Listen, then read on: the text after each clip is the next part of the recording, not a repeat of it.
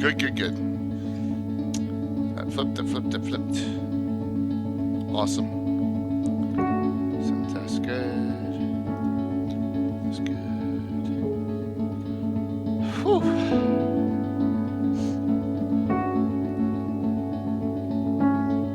Alyssa, I think I got another new sponsor since GaryCon. Yeah, I got Portrait Workshop, but they haven't got me any vids yet. They should. So nice. Well, congratulations on that. Thanks. Yeah. Good company. You're drowning in cookies. Oh, I know. It's awesome. It's going well. Yeah, it's going very well. As long as I hit right buttons, right, Anna? Mm-hmm. Yep. When the Reaper Kickstarter ends in 21 hours. Is it going 5 million or 2 million? No, it's only at 1.5. Okay, only 1.5 million. Okay. Yeah, only 1.5. There's That's actually a like... guy on their forums, funny enough, he does a daily breakdown. And he does it from a really mathematical, fun perspective. Yeah. But he compares it to all of their other Kickstarters. And he's like, so today we gathered 3 more backers and the average pledge increased by $27, which is an all-time high since Bones number 2. However, it is on a decline that we have not seen since. And it's kind of cool to watch the numbers. Yeah. Yeah, it's kind of crazy. Someone's doing it. What's up, Katana? Someone's doing analytics on Reaper pledges. Yeah. But that's okay. Really detailed analytics too. He's got little charts matching each one against each one, and he does it day by day. Yeah, I bet he has like an advanced spreadsheet where he has everything. Yeah. Oh, you know it. Know it. He can tell you any day, any bones, how they're comparing against each other. So it's kind of fascinating. He's making predictions about, I think tomorrow this is what's going to happen based upon the pattern from what we've seen. It's kind of like, all right, you're kind of nerding out. I can respect this. That is awesome. Yeah. All over a bunch of plastic minis. What else am I working on this year? I'm trying to make a note so I'm prepared, and I'm completely spaced on this. Cosmology of all things. Yeah. So how many more months do you have to work on your cosmology of everything, role-playing games? That's it. I want to be done with it for next year's GaryCon because I want to have a big print of it and get all of the guests to sign it. And I thought that could be a fun one to auction off. Yeah. Did you know, by the way, I had a painted dragon in the auction. It got $1,500. I saw it. I didn't know it was yours. Hello. Someone told me afterwards. Yeah, it was the one I painted a few years ago. It was fun to see that go down.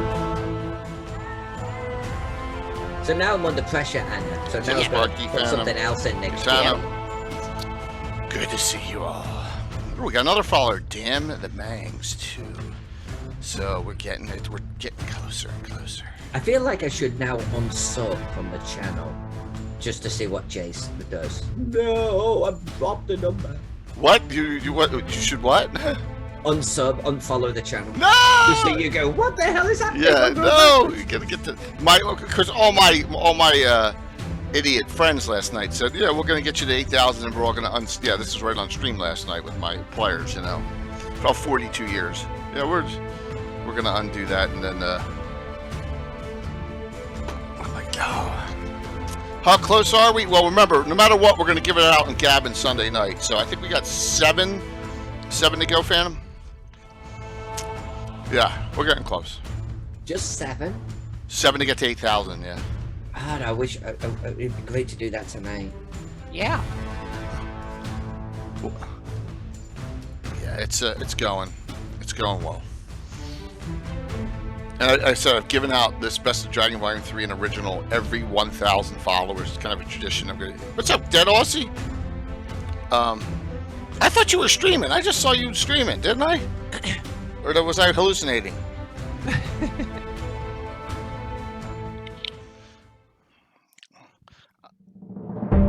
Yeah, Dag, good to see you, man.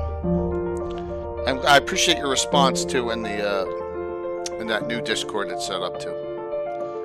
I know I'm talking in mysticisms to some people here.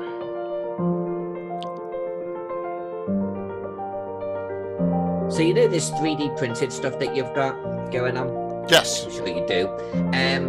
So I didn't know this, but I had a 3D printed piece that I used in a diorama recently. And the guy, and I forget his name now, and I'm terrible for it, but the guy, one guy sort of came along and said, hey, that's one of my pieces. I was like, that's fantastic. It's a great piece, blah, blah, blah, blah, blah. It was like, if you ever want any more of my pieces, just come over to the store over here and sort of pick some out. I was like, that's really nice of you. Thanks so much. So I went over to the store and I'm looking at the same stuff that you've got on the screen right now. So you're saying it's Jeremy? Yes. It's Jeremy. I was like, hold on a minute. So you know Jeremy. Jeremy sponsors the channel, Gamescape 3D. And I was like, so hold on. Do you know Jay Scott? Like, oh yeah. I'm like, get the hell out. I'm like, I've seen this stuff. So it was kind of funny. It was like really small world moment. Jeremy's a one-man. He's a one-man company. So stuff that he does, like he customizes. He did like that. That's our big piece right there. That piece is the piece that Bill did up. There's 220 pieces into a 3D print. That took months to build. Yeah, those are pics from our table. Yeah, in the ad. So I've done. Jeremy's been a great sponsor, and he did all our tilt wall, all that stuff. Yeah. It's a small world. What's up, Dale? World. And he's actually I gotta talk to Steven about this, but he wants to do Kickstarter goals for actual buildings in Altamira. That'll be awesome. Specific buildings, yeah, he's gonna make for us in a project. So everyone, I did get a whole 3 hours sleep last night. So if I'm quiet or I'm babbling too much, you understand why. So it's good. Yeah, we're hopeful. We're hopeful, Katana. There's a lot of great things going on. It's all got to come together.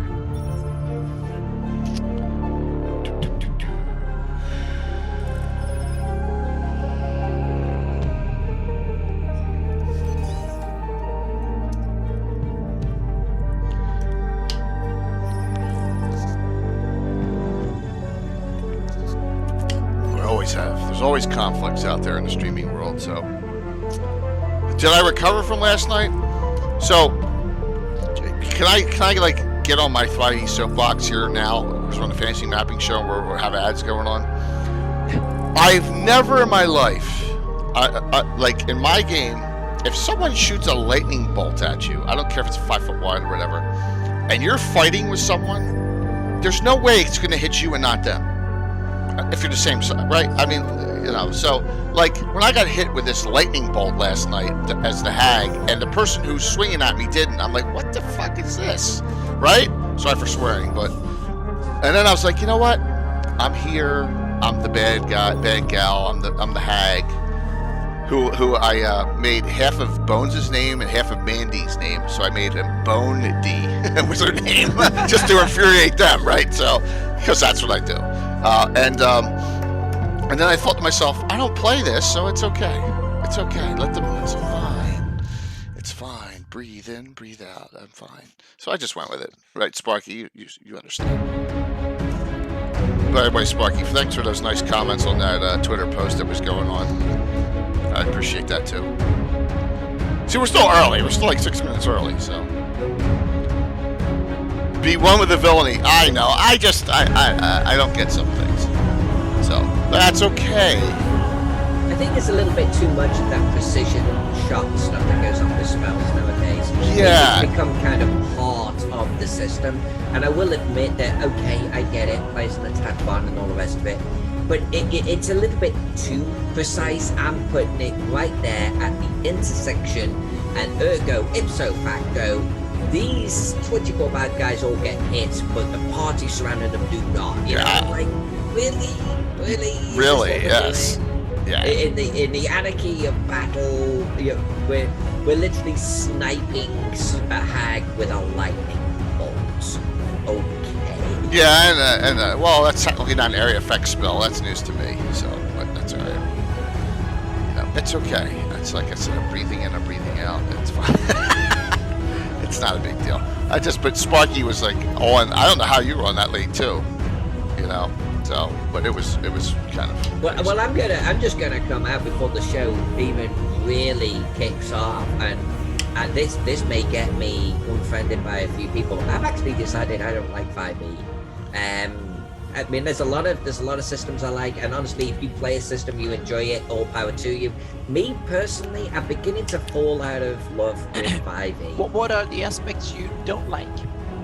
It's virtually impossible to die at a certain level as PCs. It's just like I mean, I get that everyone's heroes and all the rest of it, but I bore witness to someone like a pretty high level game. It was ninth level or something. I was part of it, and I bore witness to someone get smacked the hell down by like this undead thing, like smacked down hard. They went down on the ground.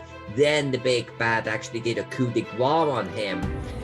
But of course, there's no less than 0 hit points, right? And so, yeah, okay, so he fails one of his saving throws.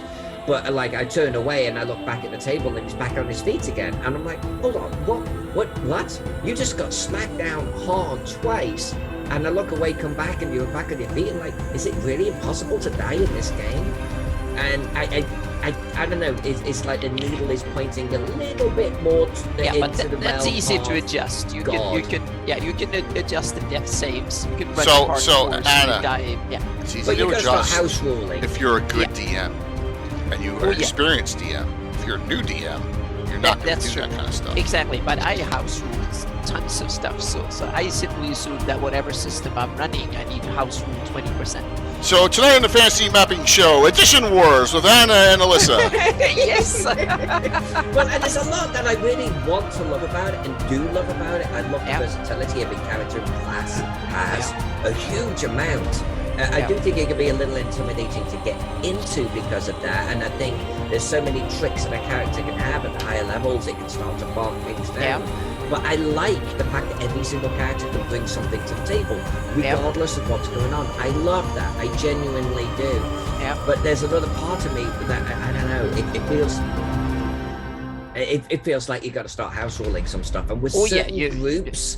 It's like they're not down with that. I feel like there's an element of this is what the book says. If you play my campaign, you have to suffer through a lot of house ruling, and that's it.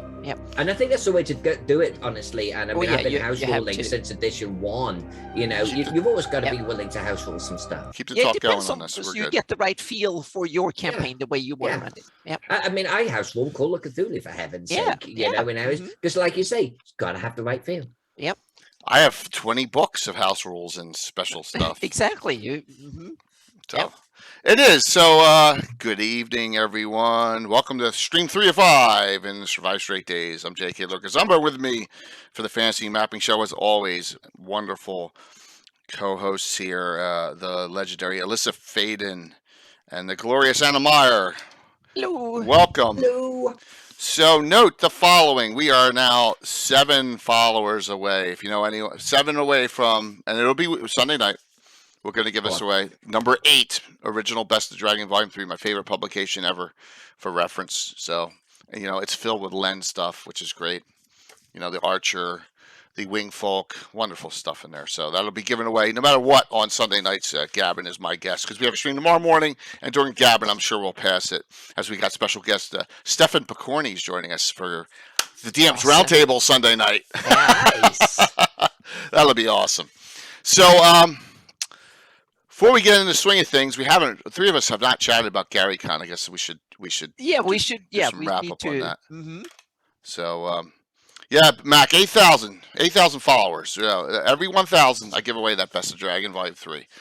Yeah, I give it. It's an original. You know, not the same one, obviously, but 8. You know, 10 copies. So. You ask them back again. So then. Yeah. So, I had a great experience, a great time. I was shocked that my portly, overweight, bumbling Roman merchant had lived in Anna's Call of Cthulhu game. I was shocked. That was pretty cool. That was cool. That was Sunday morning. That was the last game I played in.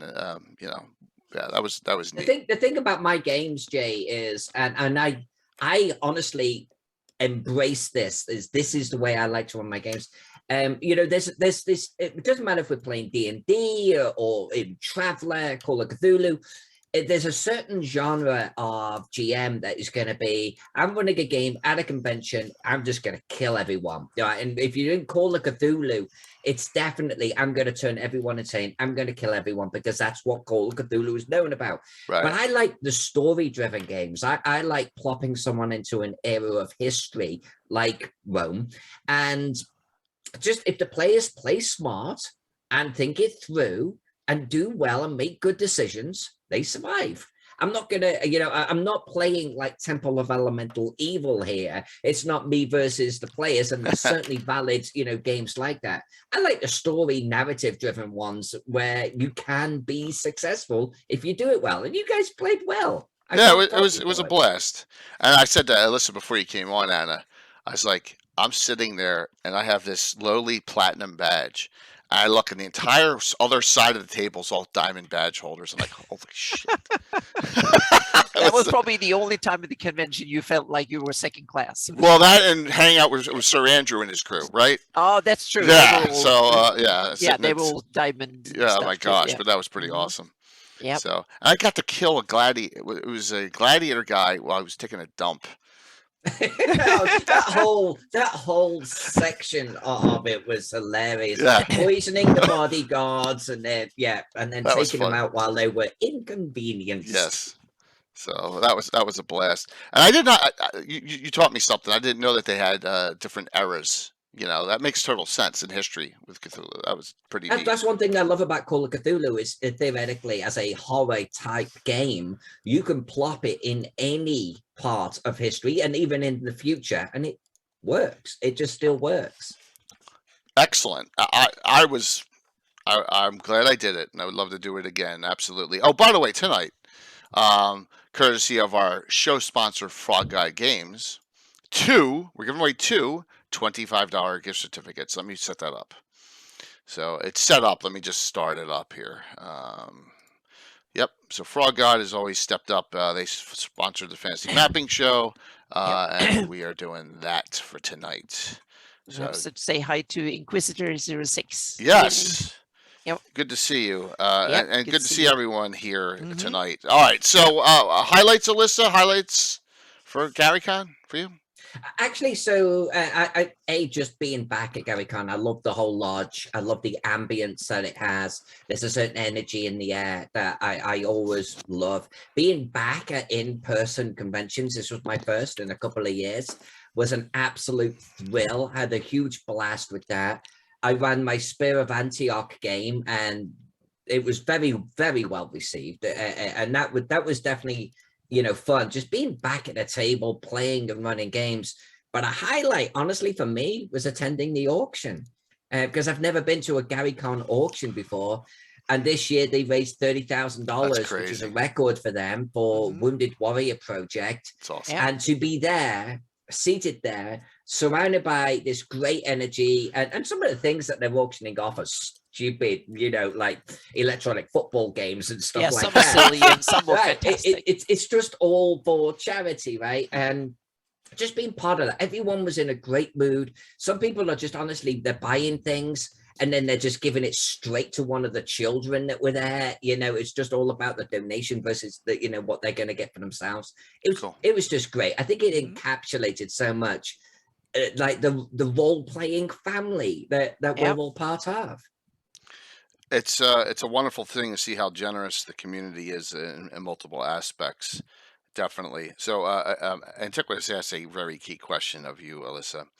Anna and I both got the con crud bad. Yeah, I missed it. I missed that save. I rolled a 1 on that save. Did you come scot-free from GaryCon? I did. Wow. Honestly, I did GaryCon, and then 2 weeks later I did ChaosiumCon. Oh wow! And I managed to get through both. Wow. Oh wow! Yeah, I got con crud real bad.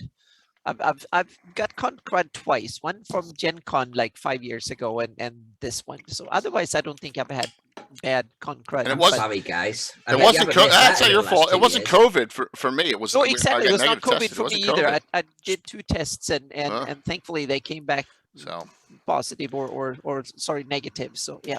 but that's So okay. it was that was so no COVID, thankfully. Yeah. Anna, what about your highlights?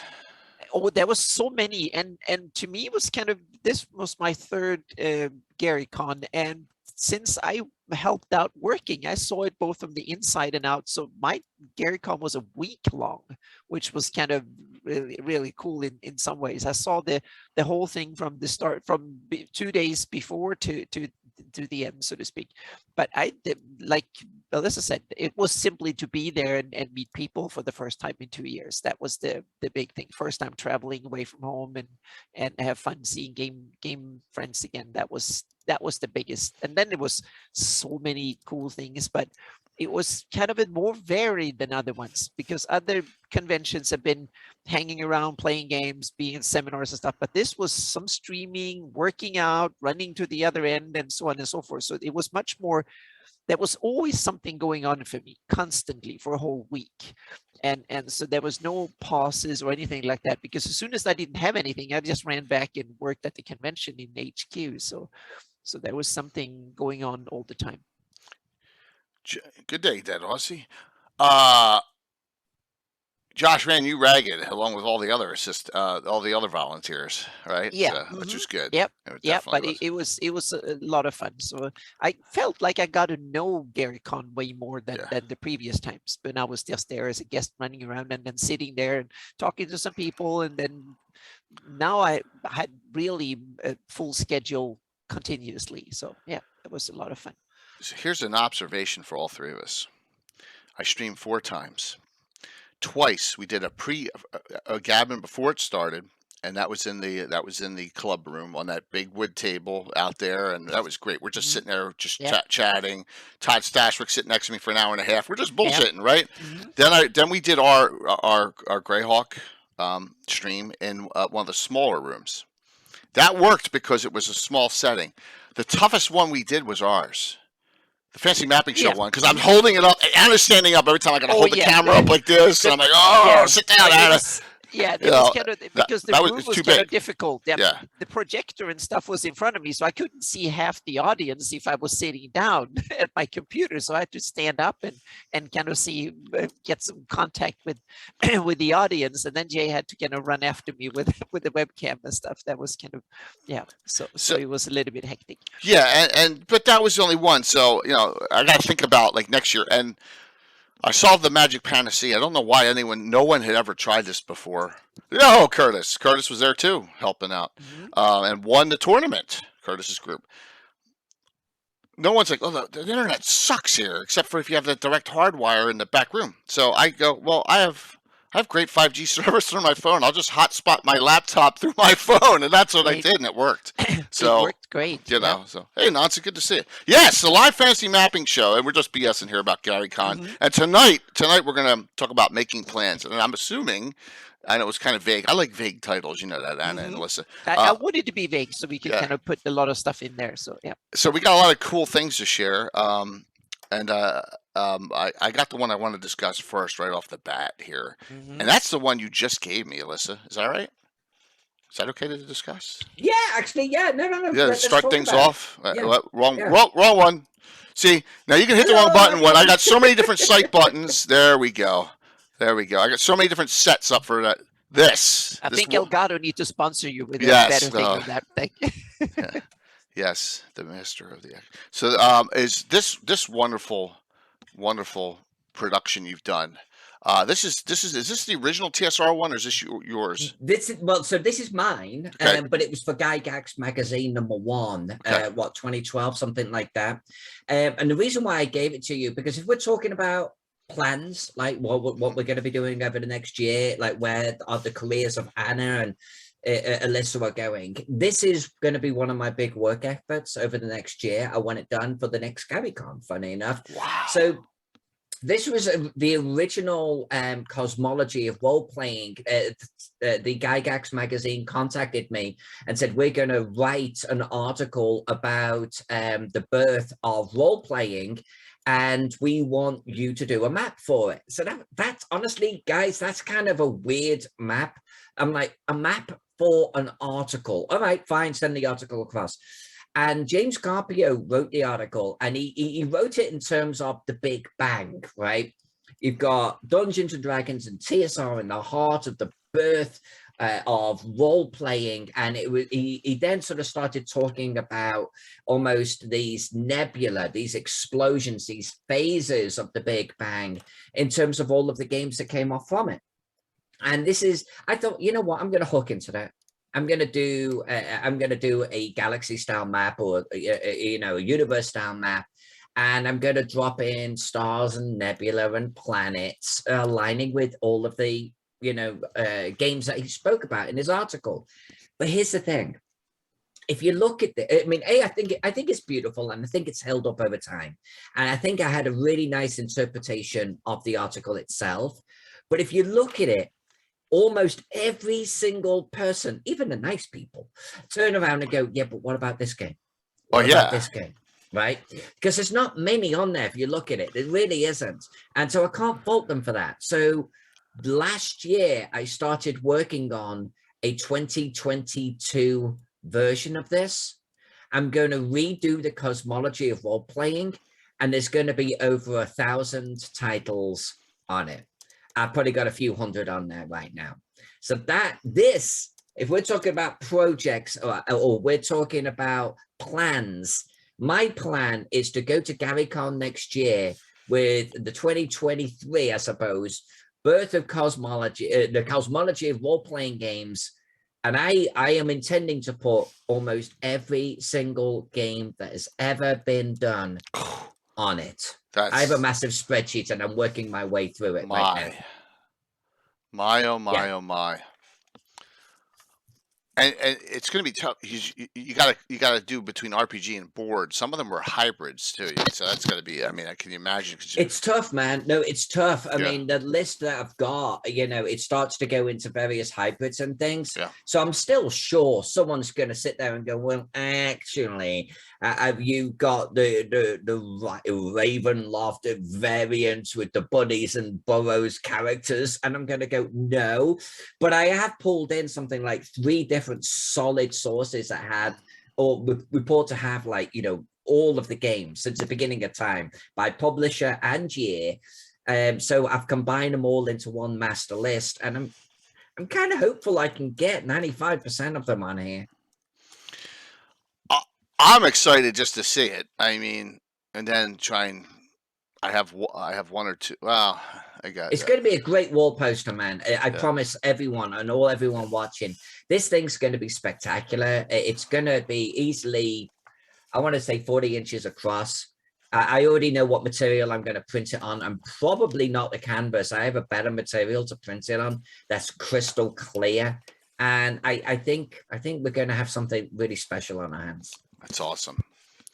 That is really, really cool. I'm glad you shared this, just to note that is something that is going to be a full year work. I mean, it's going to have it ready you start working on it every time, and then get here. I'm assuming it's kind of your take a break kind of work, right, from your commissions. Yeah, no, it is. Well, and it's kind of it's something that I can't really stream either. It's pretty dry.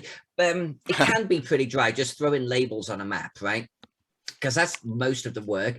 I mean, it's fun in a way to go, hey, gangsters, do you remember this game? And to talk about it, or to go, Paranoia. God, did I have fun with Paranoia? But you could only do that so much. So I'm not streaming this one. I did want to have it ready for Game Hall this year, but I just can't see it happening. Just practically, I can't see it happening. So this is going to be something I work on each week, and let's get it ready for about 9 months' time. Good. Very cool. Yep. Yeah, definitely a great thing, and I appreciate you hopping that in there. So, look, a lot of great companies supported game systems published by other companies. Will they be included?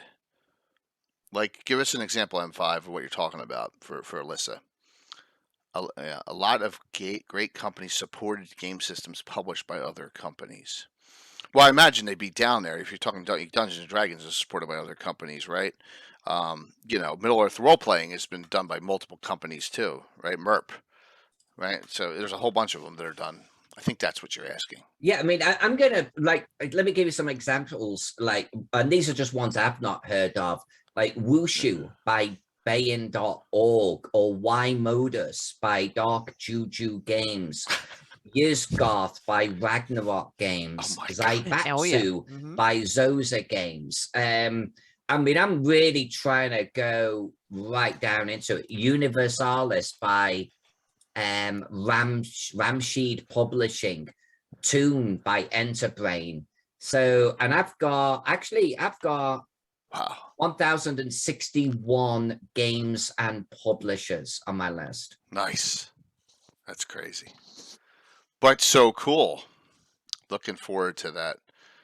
And look, you see, what year was this? 2004? I'm guessing. When was this? Gygax One magazine. Anyone know? Gygax One, I thought was more like 2012. Was it 2012? Okay. Okay. Yeah. Yeah. I know there was only 4 or 5 of them brought out. That was a shame. I mean, I'm not going to get into what happened behind it, but I wanted to get heavily involved in that. I wanted to even be writing, an article for them, maybe showing a how-to each magazine or each issue. So it's a shame that it kind of couldn't get past certain things. Yeah. I know Leonard, instead of Lehman's Tiny Hut, he called it Lehman's Secure Shelter or something. He just changed the name of it, just to make sure he was okay with the WotC thing, which I may have to go through a lot of that soon too. Yeah. So, but that is awesome. Good start. Very good start there.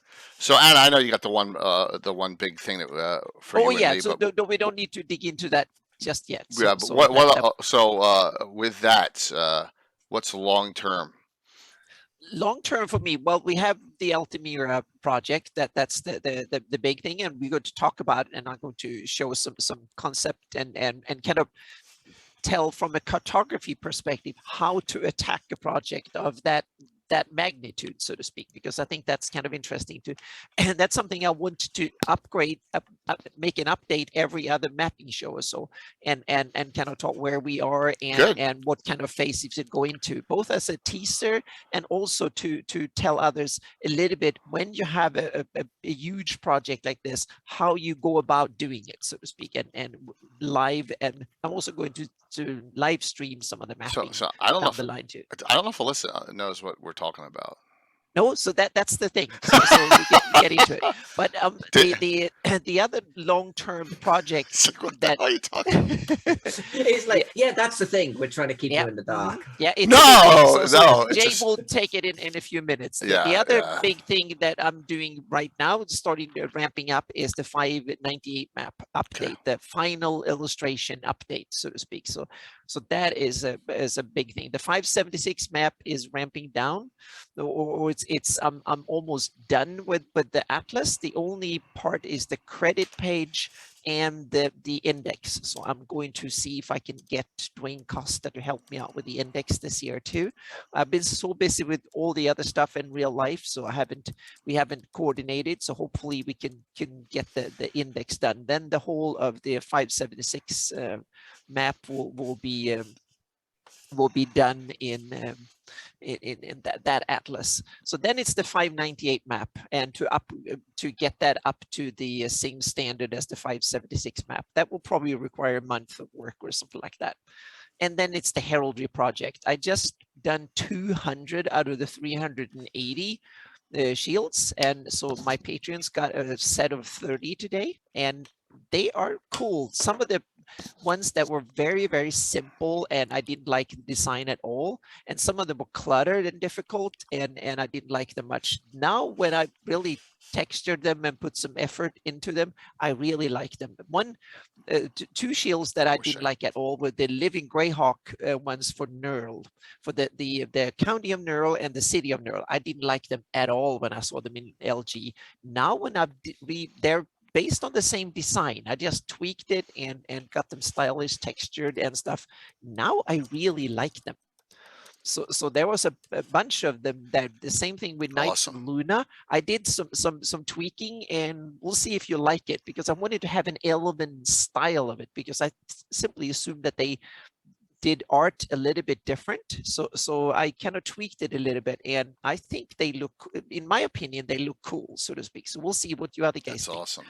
Yeah, with it. So there's more and more heraldry coming in, and I thought that was just going to be a little test, and people seem to like it, and I really like to do it. It's one of these fun things that you, if you have an hour, you can do 2 shields or 3 or 4 sometimes, because some of them take 15 minutes, some of them takes an hour, but it's small bite-sized things that are easy to do. Then I can just do it, so to speak. They don't require much planning. You can just sit and tweak and then figure out things. So it's, some of them are really tricky. So when you have like the sea lion from Medigia, that one was more tricky than I thought to get it right. I have to find an open source old heraldry picture and then tweak it and tweak it and tweak it. So then I got it right. So that's one of the big projects, but that's the ongoing at the moment, so to speak. And then it's the ever undertaking of learning new software. So that is a biggie this year, because there is a new version of Gaia. I'm ramping in a whole new production line, so to speak, into it. And now comes the big thing. Should the Altamira project be run using World Machine that I've been using for 10 years and I can get good results, or should I use Gaia that I'm just learning that can get simply extraordinary, fantastic results but I don't know exactly how to do it yet. So I'm going to test for a couple of weeks and see if I dare to jump into the big one with Gaia. So we'll see. Yeah. And we will. It's that problem, isn't it? That age problem where it's like, that tool is better, but you're going to reset your skill level exactly to 0. Yep. And that can be so off-putting, but that's where you need to be going. Oh yeah, it's meaning I can work 5 minutes in Gaia and I make something that looks absolutely fantastic. But and it will take me 2 days to do World Machine. The problem is that I don't know exactly how to tweak it to get it exactly the way I want it. It looks fantastic, but it might not be the terrain I want. In the World Machine, that's the other thing. I can do exactly what I want, but to make it look really good, that takes forever in World Machine. So maybe I have to tweak using both of them and combine the two together in the meantime. So that might be a compromise with the two, so to speak. I do have a question. The heraldry, how long do you think that's going to take you to finish? Do you have a target? I hope that by August, September, then I will have all of it. And because this fall, I want to do a heraldry compendium and a heraldry poster. Okay, cool. That's the goal. Then penance eventually, right? The penance. Flags. Yes, and I also want to, exactly. I want to, that's a project for next year. So when I'm done with all the heraldry, then I will start doing flags, pennants, battle standards, and stuff like that. So because now I'm starting to get those Photoshop skills up and running. So yeah. Mike Disney, thanks for the raid in. Great to see you streaming some nice painting. Hang out, everyone. 2 $25 gift certificates for our games tonight. Plus, we got some really great discussion on this show, making plans for this year at Post GaryCon. Our first one after that. This is our 11th episode. We're almost to a year. Yeah. Next month is a year, which is where the time go. So, so Alyssa, that answers that then. Like it's the anniversary edition. Exactly. We need it has to be the anniversary edition. Yeah. Who should we get? Anna and Alyssa are one. Yeah. So Alyssa, what's your big projects you can? Yes, and I can always switch the screen. I can go to any of your pictures you have here if we need to. Well, let's bring up, I guess, the Gaslight one, because I can actually touch upon Chaosium Con a little bit. Oh, thank you, Patrick. Just gave Alyssa a sub. Hey, thank you, Canadian Ancient Gamer. And you know what, Ancient Gamer, I will take it as a good handle. Let's I did it again. Hit the wrong button again. My gosh, everyone. Oh, I am so yes. There you go. This is like I have that. I have Gala 1890 insert. I have this. I'll put them Yeah, all. so I mean, you could sort of These. play through them however you sort of feel is appropriate. That one, I don't know what happened to that one. I must have given you. Oh, I'm actually thinking about turning this map into like a wood carved etch thing, like a laser cut. And I'm Oh, playing around with it to sort of Mhm. see how that would turn out. And I You think wanted it to could be outline streets interesting. and stuff so it would be more visible in a woodcut or something. Can you imagine doing a woodcut with just a street? So, well, it would end up Yeah, looking something like think it that. would be I cool. thought that could actually start looking pretty rad. Mhm. But that's to one side. So, as some of you may know, I've been working on Gaslight London for Chaosium. I'm currently adding all of the labels for the alleyways and the streets because they're going to be doing a poster version of it. But I had the really good fortune to meet Mike Mason at Chaosium Con and have a natter, and I actually shared a panel with him, which was hella fun. But he announced on the panel that they're actually going to be releasing a campaign set for their re-release of Gaslight London, which they've not done before, apparently. And they want me working on the maps for it. He announced that during the panel. So that was fun. that's So awesome. that's definitely something in the offing. That's definitely part of my plan. Chaosium are definitely a part of an inner circle of companies I would consider, yes, of course, I'm going to do maps for you category. But also, and I can't show you the map, unfortunately. And Jay, I promise you, when I can, we will do it on the Right, show. I understand. NDA. But it was announced at Chaosium Con that they being Chaosium, are going to be doing Rivers of London. It's a famous book series I can show in the book. England. Yes, do it. I sent across. There you go, Rivers of London. It's a huge series. I think they've got about 6 books out right now. Massively popular. And Chaosium have the license to do a whole set of, a setting and adventures based upon Rivers of London. The entire audience were like, woo, when it was announced. I did the map for this. And I haven't been able to actually even talk about it up until recently. And I can't awesome. show you it, but it's a very different style for me. It's also London. So last year I drew 2 London maps, very different eras, very different styles. And I think I'm kind of part of the Chaosium family now. So I'm hoping that we can do more work together in the future. Massively looking forward to it. Look at the details on this thing, Jay. I mean, it's just been such a joy to work on. Wow. I've been throwing fantastic. What was the crazy labels population on of this? It's 1890, correct?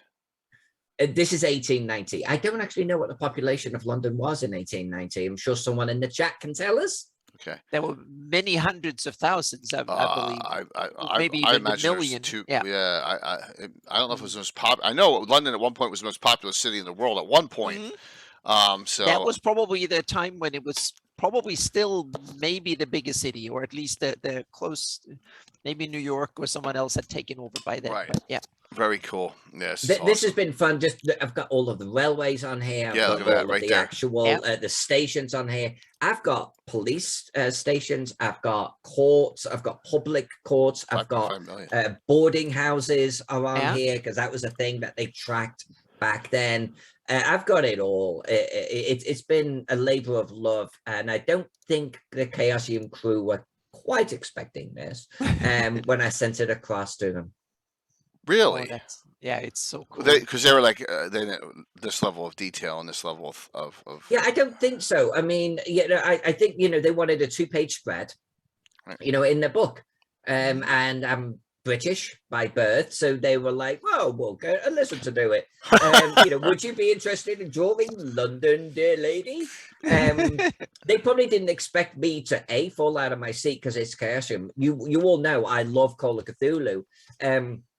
But I mean, I actually spoke to them. I'm like, I normally kind of go all in when I'm doing big city maps, and they were like, just do your thing. So I was like, I actually, honestly, I kind of wanted to do a mic drop. I'm like, if you're going to ask me to draw London, I'm going to draw London. It's not going to be some basic thing here. I'm going to do it, and you're going to know I did it. That's kind of my objective with this map. Yeah, well, it's awesome. It might be the best map of London at that time period. in the world. Well, thank you. Okay. I really appreciate that. I've had huge fun. The reason why I bring this one up is not only because it was announced that I'm going to be working again with Chaosium, and of course they did talk about Rivers of London, but also I've decided that part of my future, my planning is I'm going to do less commissions, and I'm going to do more maps of this era across the world. I'm going to draw New York. I'm going to do San Francisco. I'm going to do Paris, Shanghai. That is my intent, and that's going to become part of my repertoire moving forwards now. Yep. This unlocked something for me, because there's a huge amount of almost, well, there's research and, you know, digging through old maps in various collections. And I love that. I'm like, I want to do more of that. I want to find 1890 or 1920s Paris and draw it. My style, draw it. Try to emulate how the artists back then did it. I like that part of the challenge. So that's what I'm doing from now on. More of this. Oh, that's so cool. Even with all the Greyhawk Commission stuff being attempted to be thrown at your way from Gary Con that we really haven't even discussed. I think you... And the funny thing was that I kind of threw a curveball at Alyssa during the show when I was talking about one person and you had been approached by another person, right? That was kind of what the confusion was. So 2 different people approached Alyssa to do Greyhawk City Maps. Well, we should talk about that one next, because I want to know Anna's now. Oh, our secret? Oh, yes. Okay. Yeah. All right. So Jay, tell what the base of this project, and then we can go in on the cartography. Okay. So everyone knows that back, this is actually 7 years into our campaign, so I can't say it from the beginning, but back in around 1987, we had a weekend in Fairfax, Virginia, where Marco was staying for the summer with his sister. And myself and Tim and Tom, Walt, we all drove down there, and we finished Temple of Elemental Evil. And then we had, what are we going to do on that last day? And I ran one where 3 knights characters founded in this open area of, and I'm trying to get a map up here right now. Sorry, just a picture of the Greyhawk map. Actually, I don't need the Greyhawk map. I can do this. You caught me off guard, Anna, and plus, you know, with me, that's no. All right, so here it is on the table. So, and it wasn't like this, but 3 knights founded this area, and they just called it the Cavalier site because there's 3 keeps. And from around that, we have this circular walled city grow out the free city of Altamira. So, and it's been a mainstay in the game. It's mine. There's barely any published source content in it, right? Except for the Order of Ulick, that name, which is about it. So I don't even know how to start. I think Chuck Cumbo was the one that really pushed this. He pushes with Steve and Chenault. We should do this in some kind of publication. So we kind of, Anna and I met with Steve and Chenault and Tim and Chuck at our table in the club, right?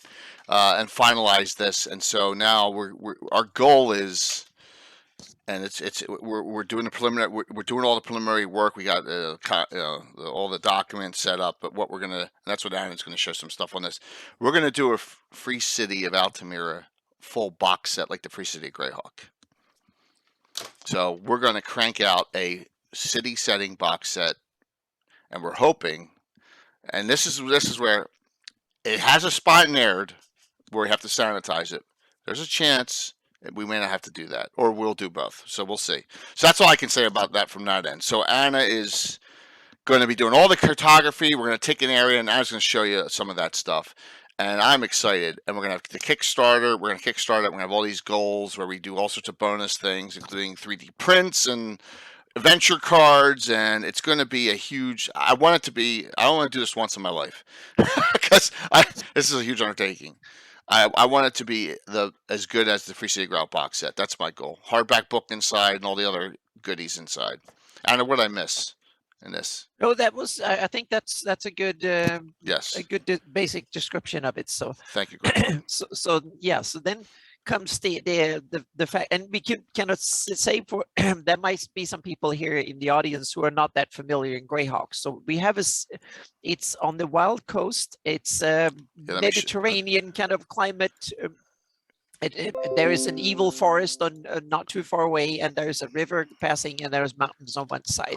So we will dig into that in a little bit. So it's kind of in the middle of the setting, but just a little bit offside from where the main action happens from a lot of it. But it's close by the center of the setting. Yeah, so and I don't have anywhere near what I should have. You've seen this. I've shown this a couple times. Yeah. This is all I have of this shitty rough sketch that I did, right? And that is it. But we want to turn it into a full. Hey, Josh, I thought you were playing a game.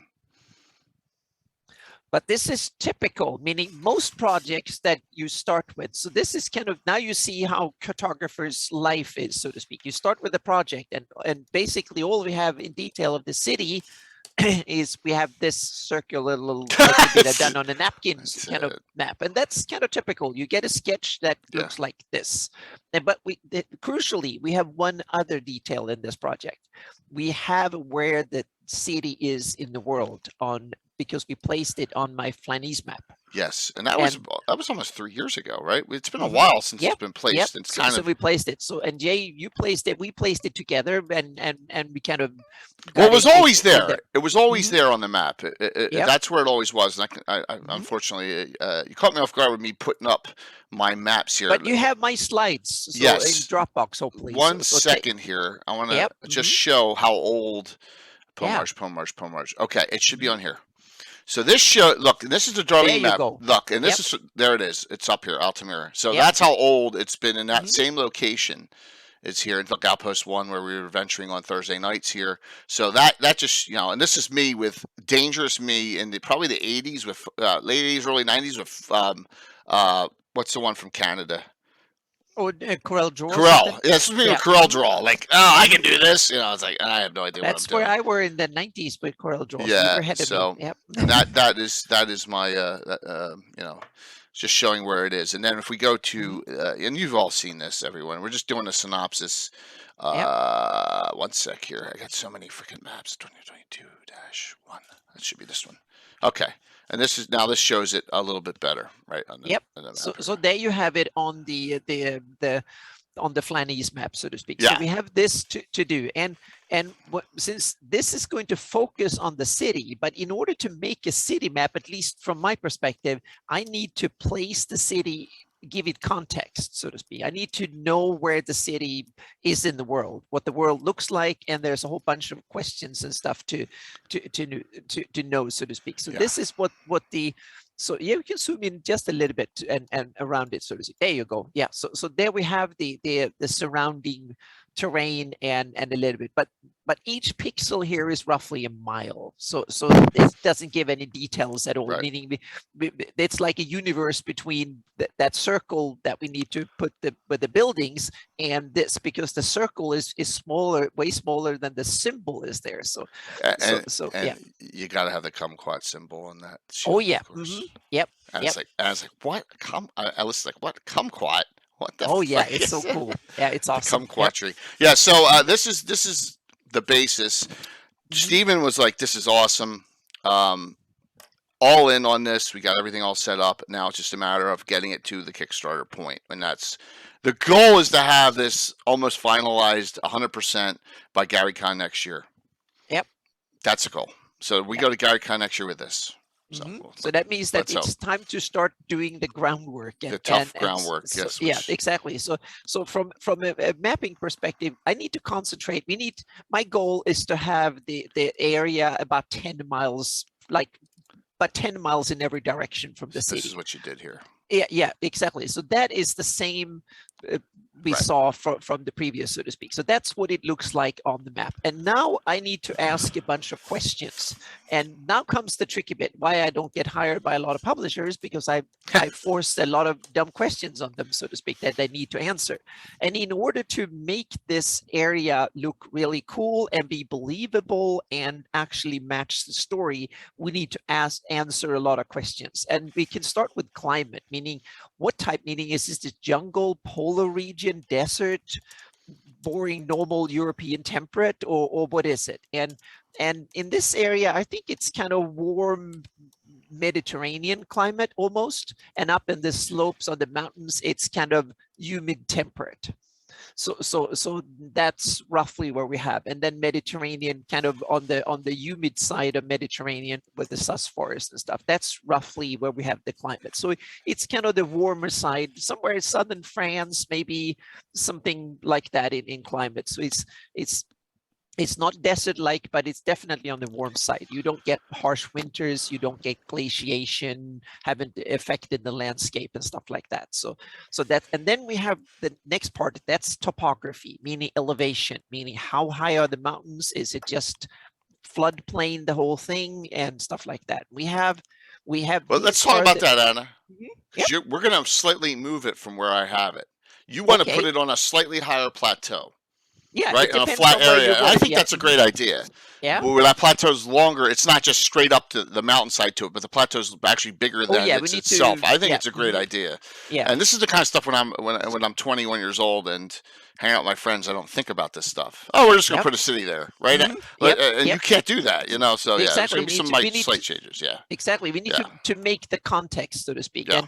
And we can see that the Lort Mill foothills here are probably 3, 5, maybe 6,000 feet highest elevation on the map, and then it's low. The river is kind of maybe a couple of feet above sea level, and the sus forest is mostly flat, so to speak. No big hills, maybe small ones here and there and stuff like that, and still some character to the landscape. We're not talking Holland or the Mississippi floodplain, but it's kind of in the east part is flat, and then we have a lot of mountains and hills and stuff in the western part.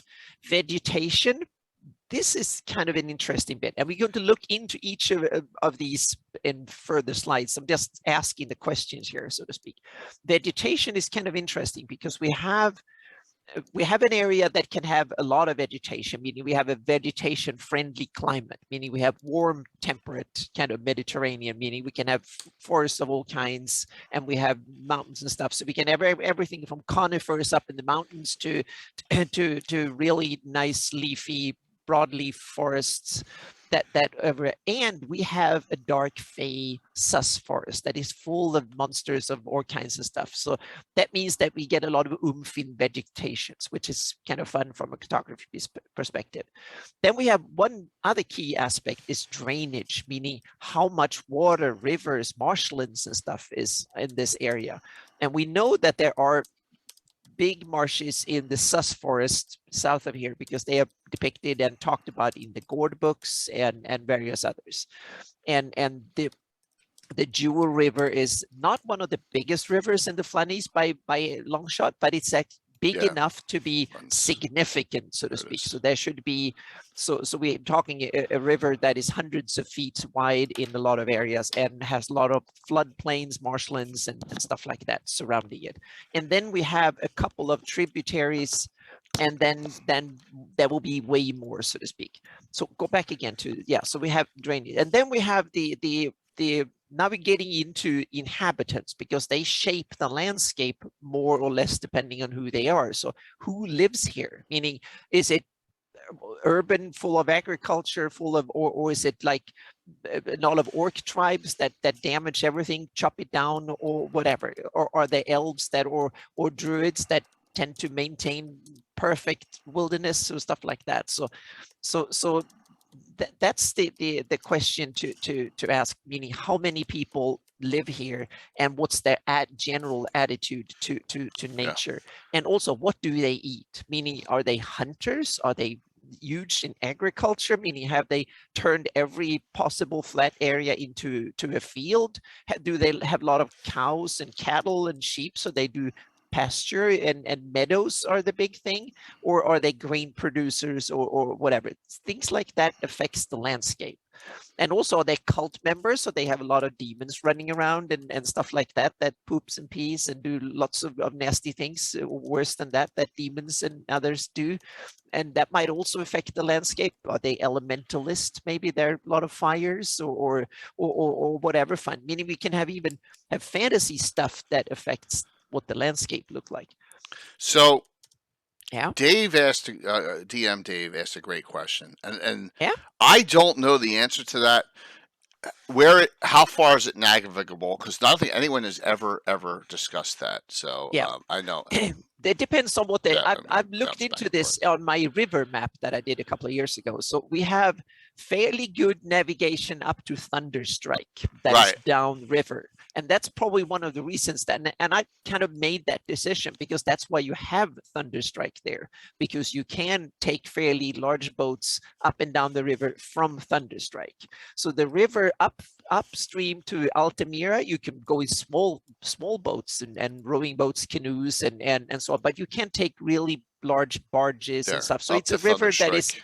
exactly. So it's a river that is not completely flat, and there's might be a tendency of little streams here and there, and Yeah. the river start having a little bit of character. It's not completely flat floodplain, but after thunder strikes all the way out to the ocean, it's kind of flat, smooth going from there on, so to speak.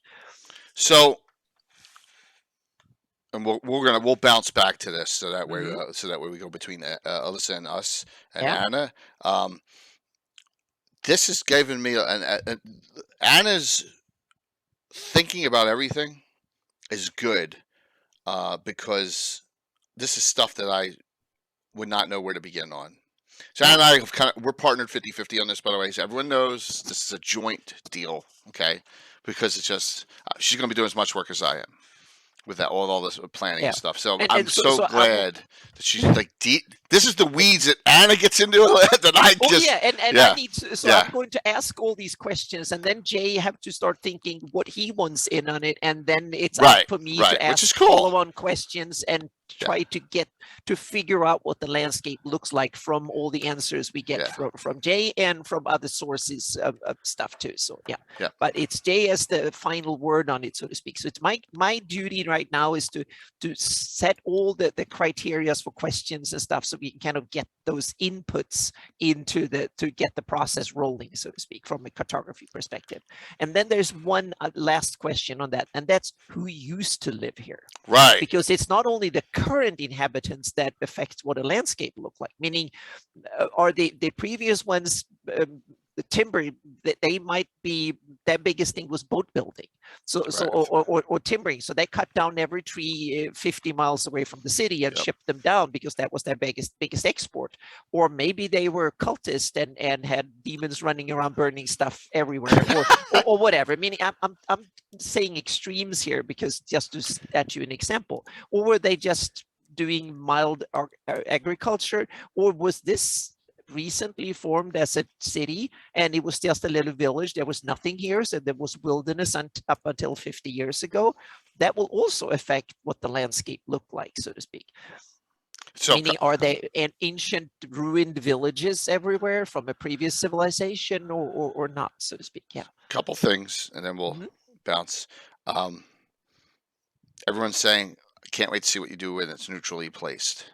Well, note, we already have a spot set and aired for this. It'll go pop in there. Please note, we're making an attempt because Stephen Chenault's got Alyssa, great reputation. Stephen Chenault has reached out to certain powers that be to see if we can maybe leave it where it is. That's all I'm going to say, okay? It's a long shot, but we're going to try. You never what do you know. mean, leave it where it is? Yeah. And Greyhawk.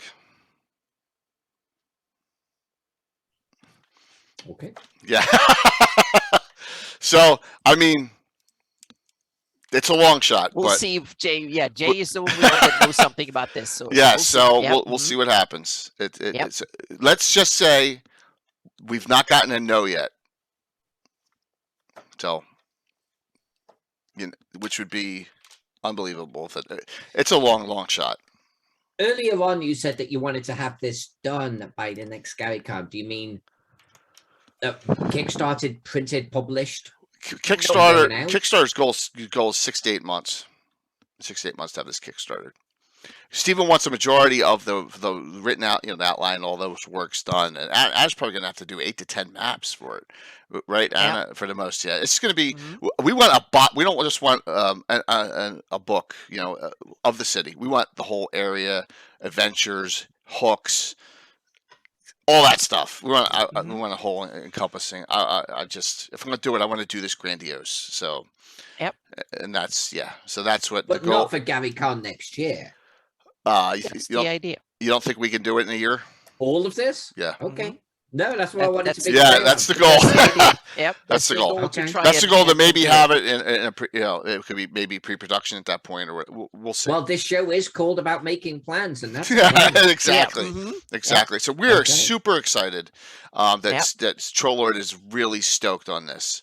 We have the Skype. Steven's a big Skype person. You probably know that, Alyssa, and we got the Skype things going, back and forth. I'm really excited. And I know I'm going to make it affordable. It's not going to be $500 there, Patrick. Trust me, it'll be fine. It'll be affordable. It'll be something. We're going to get it. It's going to be a cool item. No, but hopefully you have a version with a solid steel slipcase that's for Mhm. 500 or something. Well, yeah, kind of like the Starship Warden had the letter book. Yeah, I think there's going to be all sorts of Kickstarter goals. Nice. Yeah, that's Exciting times. Yes. What's the next slide? I wanted to hop to you, Alyssa. I don't want to hog up all this. No.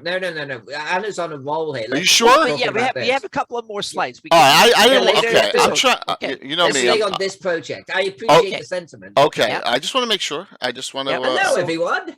Hi. I did it Ooh, again! it's the wrong button 3 in a Yeah. row! By the I way, was waiting for it that time. oh my See? gosh. Yep. Alyssa get the limelight here. She's Matt, yep. here's the thing. Yeah. If it's by some quirk of fate we get this approved, we will have it in maybe multiple CNC and that dreaded 5e, maybe in both. Who knows? Just we haven't gotten to that point yet because that yes has not come. If it's aired and neutrally placed, it'll only be CNC. With my spin on it. I will have custom classes in there, all sorts of custom spells. A lot of my campaign will be rules and quirks will be in this too. So it'll be old school. No matter what, it's going to be old school part of it. So yeah, you don't have to worry about that. So go ahead, Anna. So yeah, so this is the terrain, what it looks like on the current Flanies map. I enlarged it a little bit, so it's a little bit fuzzy, so to speak. But this is the source terrain we have to work with, and now is the chance to kind of tweak it a little bit. But we are going to go from 1 mile per pixel, roughly, to 5 feet per pixel. This is so there is a whole bunch of detail that going to be introduced. It will be the porta potty scale at least, and then the city map itself will be way more detailed than that. But so what I need to do is to start thinking about elevation, because now it's planned to start making it into a 3D terrain, so to speak, a 3D virtual terrain. So go to the next slide, and so I've taken this terrain, and here is cool. a sample of the terrain, so to speak, that I've just derived, because the problem is that Flanies map looks cool, but is not real 3D terrain. So now I need to start concepting this from a real perspective, and we can see that we have the main Jewel River, and you have the low-lying areas where there's swamps and stuff, and it's flowing, and then you have various hills and mountains around it, and with various valleys and stuff, and a lot of detail added, so to speak. So here is have a first kind of concept that I need to work from when I start working in Gaia or World Machine to actually do it. And go to the next one, because now we can derive, that was only the rivers that was on the existing map. Now we can actually deduce where a lot of other additional rivers will be. So go to the one after that. Oh, one. nice. Exactly. So now we have more rivers, and these are rivers that we can already say that they will be where, that's the place where they will be, so to speak. So all of these rivers is something that I need to go and construct in World Machine or Gaia. And then from there on, there will be a finer network of little creeks. That will be 10 times more of them, small lakes and stuff like that, that will be generated automatically in the terrain tools, so to speak, and so they will come on top of it, so to speak. But these are rivers that are big enough that you can take a rowboat or a canoe on all of the ones that are on this map, so to speak. So that now we're talking things that are 100 feet or 50 feet or at least 30 feet wide. But I'm talking all the little creeks that are 5 or 10 feet wide. So- that you have to, yeah. Mhm. And please also note that Stephen has said, whatever you got to do to that area, placing it is fine with me, Anna. Right? Yeah. So we can, Oh, yeah. that area is, Yep. there, it's gonna change. Yep. Mhm. Yeah, so And don't worry and so about that. so and also this area across is almost 100 miles, and there you Yeah. have the next one. Here we're looking at vegetation, where forests are and not, so to speak. So the green areas are where forests predominantly, that's dominated by forest, or some of them are a little bit less, so it's kind of grassland, but it's where you have bush, shrubs, and forest, mostly forest in that area. And the gray areas are things where you only have grassland or bare rock, and so not much vegetation, so to speak. And that's also important for me to start looking at from various other terrain texturing That's cool. perspective and stuff like that. So it's coming. And then we have one other thing that really affects map making, and that is civilization. So that's the purple thing that I put on top, so to speak. Those are areas where that people live, enough people Up to live that they, Cowerwood. Yeah. exactly. Yeah. So that people On the live trails. enough density to affect the terrain, meaning they cut down trees, they plant things, they have meadows where a lot of animals go grazing, fields and more roads, trails, buildings and stuff like that will be in those areas. And then there will, of course, there will be occasional things in other places, but that's the one we know about already going into the project, so to speak.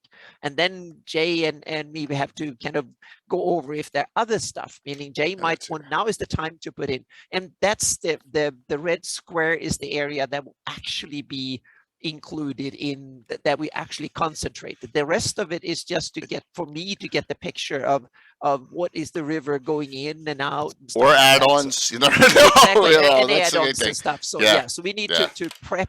So I always prep 4 or 5 or maybe 10 times more than I need in order to know that if we need to expand, I don't need to start from scratch. So always do more research and always think. So everything needs to be put in context, so to speak. Because How when you big do, is that? 20 by 20? Matt Melman's at 20? that's about 15 by 15 15 miles. by 15 miles. Mhm. So Yeah, so for it's that. about 200 square, a little bit over 200 square miles. Yeah, think about that. It's It- 200 square yeah. miles of Mhm. you know, Yeah, content to just put in that area. that, so to Yeah. speak.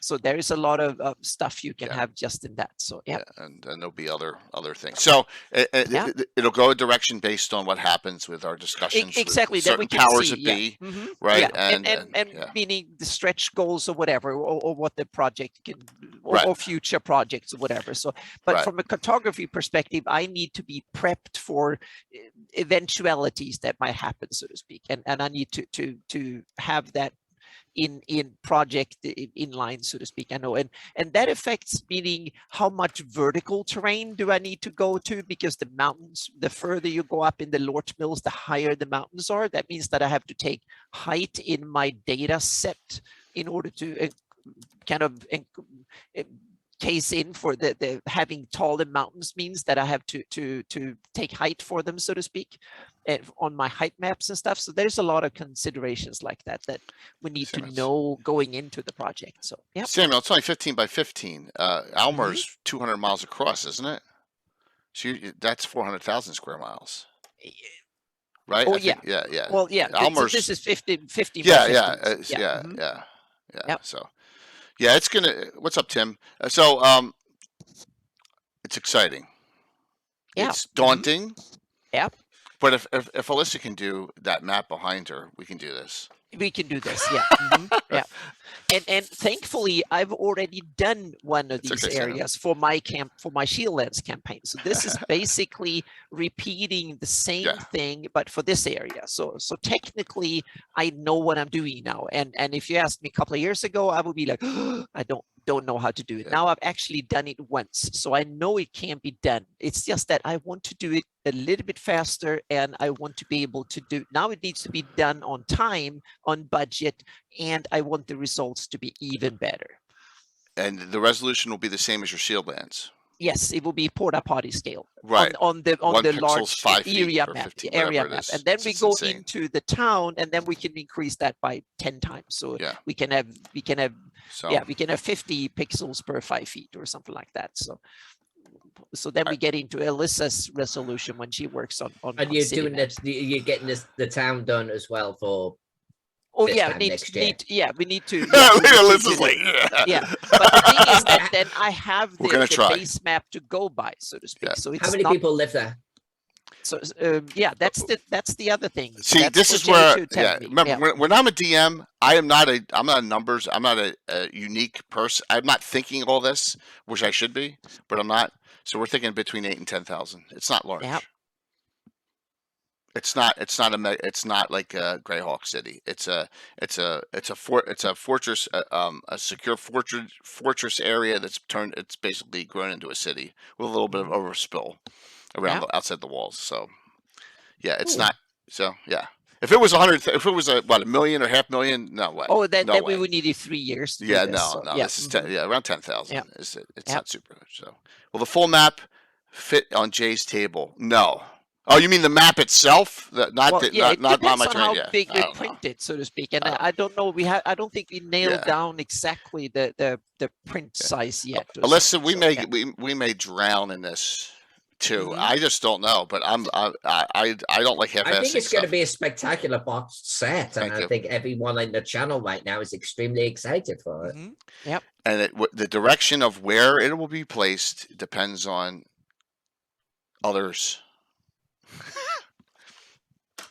It's going to be, no matter what, we're going to have an aired version of it. So Yeah. for Troller Games' world, Mhm. but it could go somewhere else as well, Yeah. or it could stay right where. We'll just see.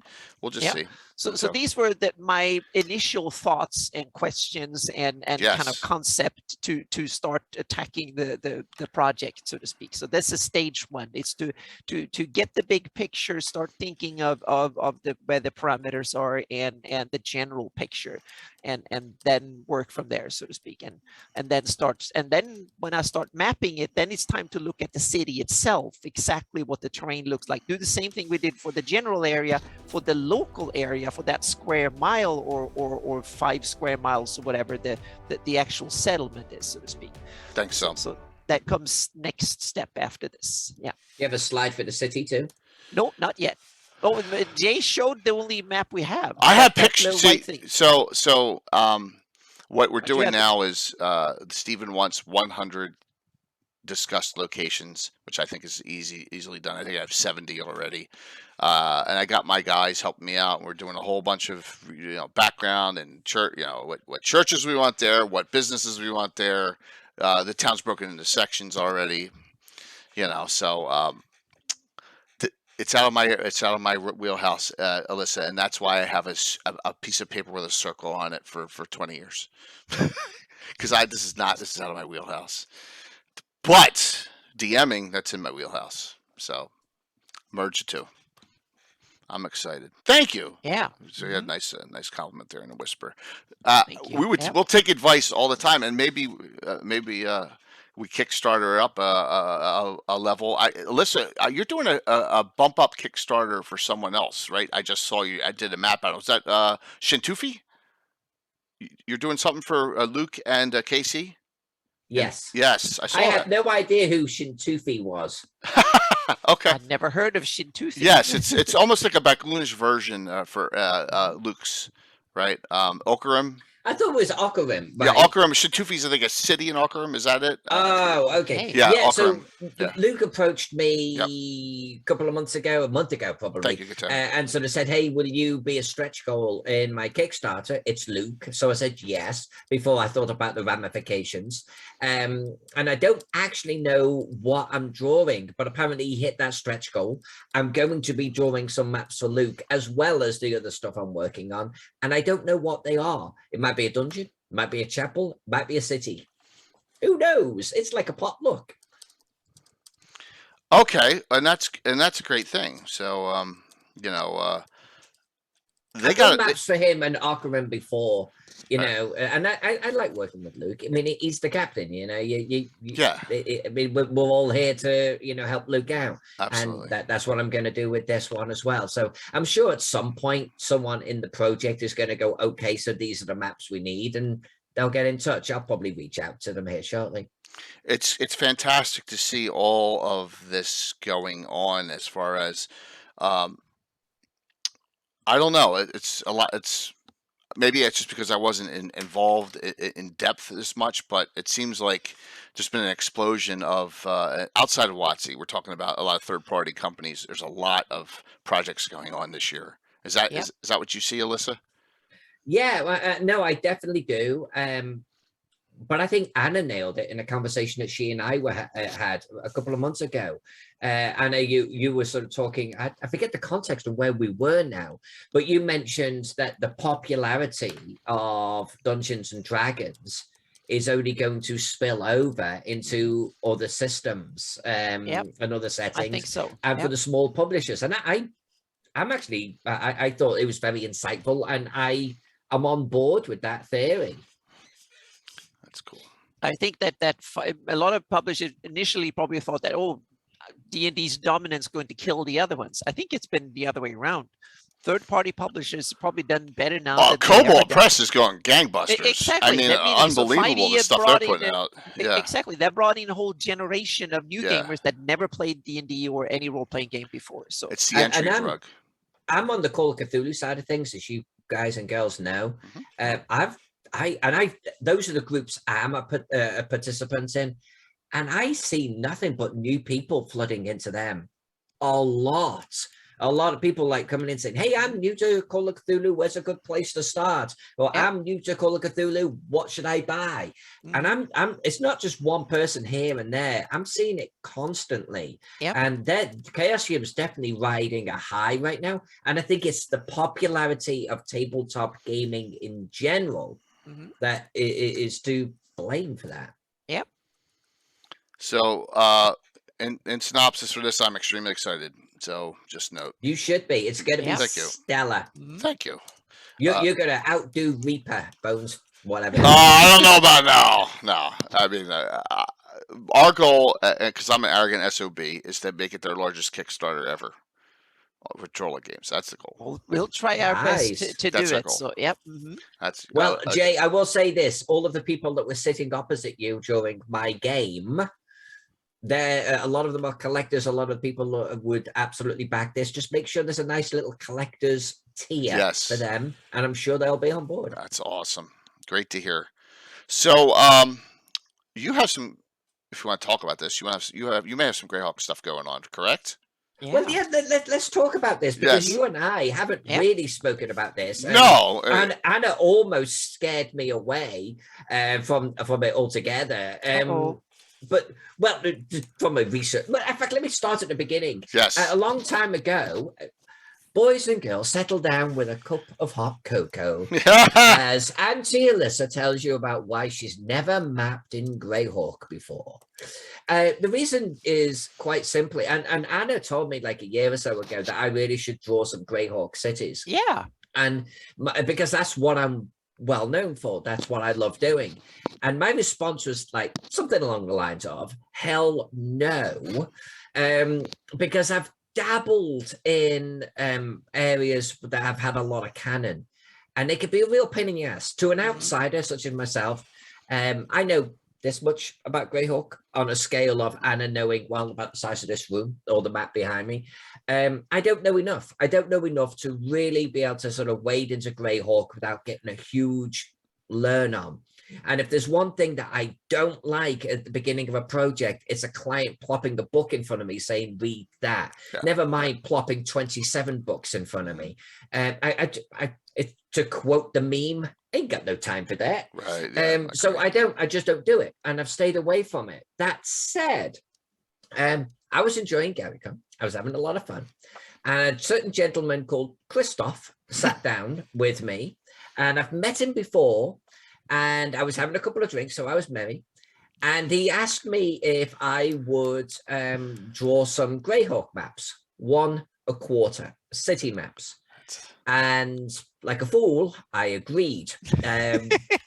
So I'm on board. I'm on board for drawing a Greyhawk city map for a year, I suppose. And maybe, Jay, you could tell us a little bit about Christoph and who he is in the Greyhawk community. Yeah, Christoph is the Earth Journal editor, and so he has Greyhawk Online. and he has a lot of things going on in his plate now. So I was surprised because at the exact same time, Mr. Jimmy Duffy from Prater's Rejects comes to me, right, and says, I'm doing the slavers, and the Highport map sucks out of the slavers thing. And he said, "You think I should talk to Alyssa about getting a Highport map?" And that's what I thought you were talking. That's what I thought. So I didn't know about the Christoph thing until we heard. So we had two different people going at, because the Highport map is terrible. Everyone knows that. And so Jimmy wants it for a slavers campaign, and then to give it to the whole community. So maybe there's a happy medium there where that's the first one that gets done. Well, and so I think there is. Go ahead. I just want to say a little caveat to say, I don't think that the Highport map is not good, but it's one of the best ones that are published in Greyhawk, and that says a lot about the standard of city mapping. Thank you for that follow-up. In published Greyhawk stuff is abysmal. It's from barely okay to abysmal. So there is an enormous amount of room for progress. Yeah. So it's easy to make something that is better than the published versions. Yeah, it's crazy. So that is so I know, and then Jimmy sent me this cryptic Discord message, Alyssa, and said, "Get with Alyssa." I'm like, "What?" I was like, "What? It's your project, man. I'll sit down and we'll get all talk." I was like, so we got a lot of figuring out what's going on. So he did approach me. So to, I guess, expound upon Christoph's request, I'm going to do a city map. Whoa, I'm out of focus. Hello.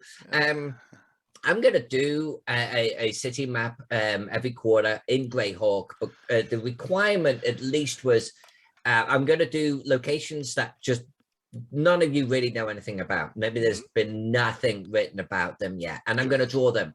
And Jay, that was like the whole bunch of city maps that I threw you, like the one that is up in the bottom corner there, just to give everyone a sense for how my quality of city maps I like to do. And this is fantastic. I want to do towns and cities that none of you have really done much with. You don't know much about them, and I'm just going to draw the crap out of them. Okay? Great. That's fantastic. Now, that said, Jimmy spoke to me and said, "Will you draw me Highport?" And I was like, not really doing commissions right now. I'm only a month into this promise of doing no commissions, and I just said yes to Luke, so I've already failed. But I said I'm doing this thing for Christoph, and I want to do this thing as honestly as cost effectively as possible. Sure. I just want to be able to turn around and give it to my patrons. And then, you guys do whatever you're going to do. So maybe I will do Highport, but let's get with Christoph and let's see if we can do some kind of everyone gets what they need out of this. And maybe I can give it to my patrons. Maybe Christoph can use it in whatever he's doing. Yeah. And Jimmy gets his Highport map. But Highport would be something special because I'd have to put a little bit more love into that one. I think it's a bit more larger. And the cool thing is that there is a Greyhawk community to reach out to, and I would love to. So just ping me if you want, if you have questions. And there's I kind of want to get in a position though where people are pushing information to me versus me not knowing what I need. Well, and that's this is the crowd, right? This is the crowd here to do it. Yeah, absolutely. And that's really neat that they came to you, both of them, at GaryCon, and that's where the confusion came in, because I was talking to one and you were talking to someone else, Alyssa, at the same time, which is really nice. It's so and cool. I think ultimately we're going to be able to do something for both of them, and I think it's fantastic. Yeah. This is something I never thought that I would do.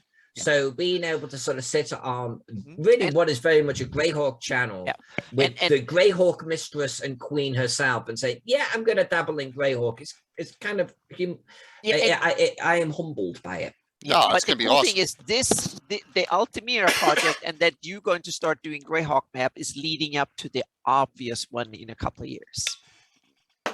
Do you know what I'm talking about? We're doing Greyhawk City? Yes. Oh my gosh. Meaning this is the way I look at it. This is how you scare Alyssa away. Yeah. Well, the thing is, and now I'm putting Alyssa on the spot here, so in front of the audience, she can't back down.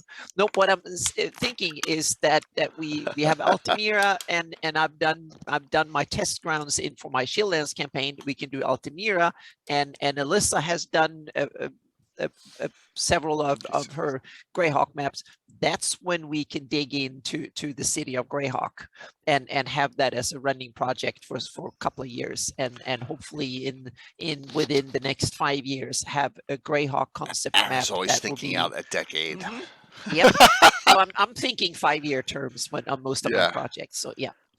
And I think that will be a really, really cool project. And I can't think of two people that are better qualified to tackle Greyhawk city mapping than you and me. If we can do that, that will be kind of a super team doing this, I think. Along with all the other. I don't know if you guys have figured this out about me, and Anna, you might have a clue. I tend to be a little bit of a cocky bitch. That's great. That's I love it. But for someone who is, I consider myself to be a very humble person. But it's a little bit like this map behind me. You know, Chaosium says, "Will you draw us 1890 London?" I basically want to throw a mic at them and say, "There, no one's going to follow that." That's kind of how I approach maps. If I ever sat down with the city of Greyhawk, honestly, I would treat it as something where I just want to like drop the stylus and sort of say, "There, follow that, bitches." I would take that project very seriously. Yeah, exactly. I would be drawing each chimney. That was the idea. Meaning, meaning if we have the terrain and stuff like that, we just need all the buildings detailed. We need to have all these little cool craters in the backyard, the laundry hanging on stuff, and what style roof they have and stuff like that. I mean, I'm drawing roof tiles and exactly. That's what I mean. Baskets on the back step. That's what I do. We can combine forces here. I think that could be a lot of fun. But this is the crazy thing, and what scares me about the Greyhawk community, because you're going to sit there and say, well, okay, so in 1987 there was a scenario released that says there was a wicker basket on the step of this house. Exactly. And I'm going to go, what? Yep. See, that's what we have to deal with. Yeah. So, yeah. But my project, we don't have to worry about that because it's my content, so we don't have to worry about any of that. But once we get into like, if you're doing cities that aren't that there's no like content for previous maps on, you don't have to worry about it. And that would be crazy. Meaning the city of Greyhawk needs to have a lot of this, just like me now approaching the planet. It needs to be done with a lot of TLC. And the same thing with the Greyhawks, meaning there needs to be concept, that needs to be and the way I see it is that we need to do a history of the city. We need to start when it was a village and then go on and forward. So but now I'm going way ahead here. Well, as a fellow European, I think we have an innate instinct for that type of thing because we have grown up around that type of thing. So that's how I tend to think about my settlements as well. So this has been a real surprise of a discussion, I think, to everyone out there, don't you think? I got to be honest with you. Greyhawk would scare the crap out of me. It really would. It scares me too. I like to draw a building and put some little steps on the front of the building, and then some dude is going to come along and go, well, actually, there's meant to be only 2 steps on number 17, whatever streets. I'll go, what? Yeah, it sounds like it has to be 2 years just researching mapping Odd Alley will be a month-long project. There's a whole book written about it, but that's why we have researchers. I'm drawing ancient Rome right now. That's awesome. And I have a feeling, Jay, I do it on my Patreon. That's awesome. When I'm done with it, my patrons are going to get it. So I am literally drawing ancient Rome and I'm studying it, and I've got the books, I've got the maps, So, and I feel like Greyhawk would be harder. Not than Rome, but it'll be up there, I think, at the same level. So yeah. I think there's probably more material on what Greyhawk should look like. That's the thing. With Rome, yes, we have a good idea about the big, huge points of interest, but like all of the buildings in between, all of the alleyways and the streets as they were in a certain year, we don't know. So I have a degree of latitude. Greyhawk, no latitude. And also, in Greyhawk, we have 2 conflicting versions. So we have to merge the 2. You missed that, pal. I was good. Yep. I was good as a Call of Cthulhu player, I thought. Yeah, so I ran a Invectus game Sunday morning. Jay was very kind and graced the table. That was fun. The group was slightly larger than I would normally do, but I tend to have a lot of people that want to play my games, and it was like, last game I'm going to run, let's just all in. And Jay did great, and hopefully you had fun with Yeah, it was awesome. It was awesome. I got to see, I imagine Call of Cthulhu is a game that you want to play multiple sessions over. One-shotting it is tough, just like any game. It's tough to do that. DMing games at cons is not easy, especially if you're going to get out of the room now. You know what I mean? That's not an easy thing to do. So, hey, wondering. Well, my plan actually moving forward, to go slightly off script here. At North Texas, I'm actually going to start running 8-hour games, so I can get something meatier in there. So anytime I run, I think I'm going to do an 8-hour session. But someone had an idea based upon the fact that my real life group is shrinking in size right now, of me running at every single convention I go to an ongoing campaign. And so you can take your character away. I meet you at the next next convention, sit down at my table, plop open your character, and we'll continue the game. Right, and have add-ins, have some people doing an iterative thing. And then in between conventions, maybe we'll do a virtual one. So kind of doing a virtual real thing between convention friends and virtual friends. So that is maybe the direction I'm going to go in. So Alyssa, I do that now on my channel on the Saturday Night Specials. So I have the Slav Squad. We have Ed Greenwood's 2-drink minimum. Every couple of months they get together, and it's ongoing in my campaign setting, so it affects whatever else is going on. And it's and it's a series of one-shots, really, basically, every couple of months. So the next one's the 21st. So with Ed and his group. So yeah, that's the same thing. It's awesome. It's a great idea. So there you go. It's great. Because I want to run Beyond the Mountains of Madness. I want to run Horror on the Orient Express. I went all in with the Cthulhu Classics Kickstarter that they did, and I've got the prop set sitting on the table behind me. Like, these are things I want to do, and my single group that I play with locally, I'm never going to do them. So let's run Horror on the Orient Express in person at conventions, virtually otherwise, and I'll have, like, you guys as my players. That's how I'm going to do this now. So less one-shots. I'll still probably do a one-shot at each convention, but then I'll actually run my gaming group, and it'll be like, people like you. No, it's a great idea. Awesome. Yeah. Great idea. It works too. And they come back for more. People like that, and that's why I've always said, don't let a character opportunity go to waste. The one thing I always have hated. I'm sorry, I'm soapboxing. I apologize in a fantasy mapping show. I hate when you do a one shot and then the character you throw away afterwards. I can't stand that. That's an opportunity. You got a character developed. Use it.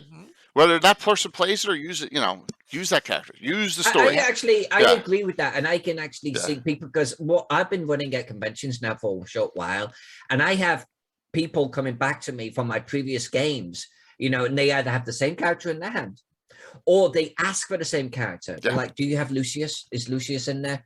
Because that's their character now. Yep. And they want to run that character again, especially if I'm doing Cthulhu Invictus, like over and over and over. Like, they kind of want to bring their characters forward into the next chapter.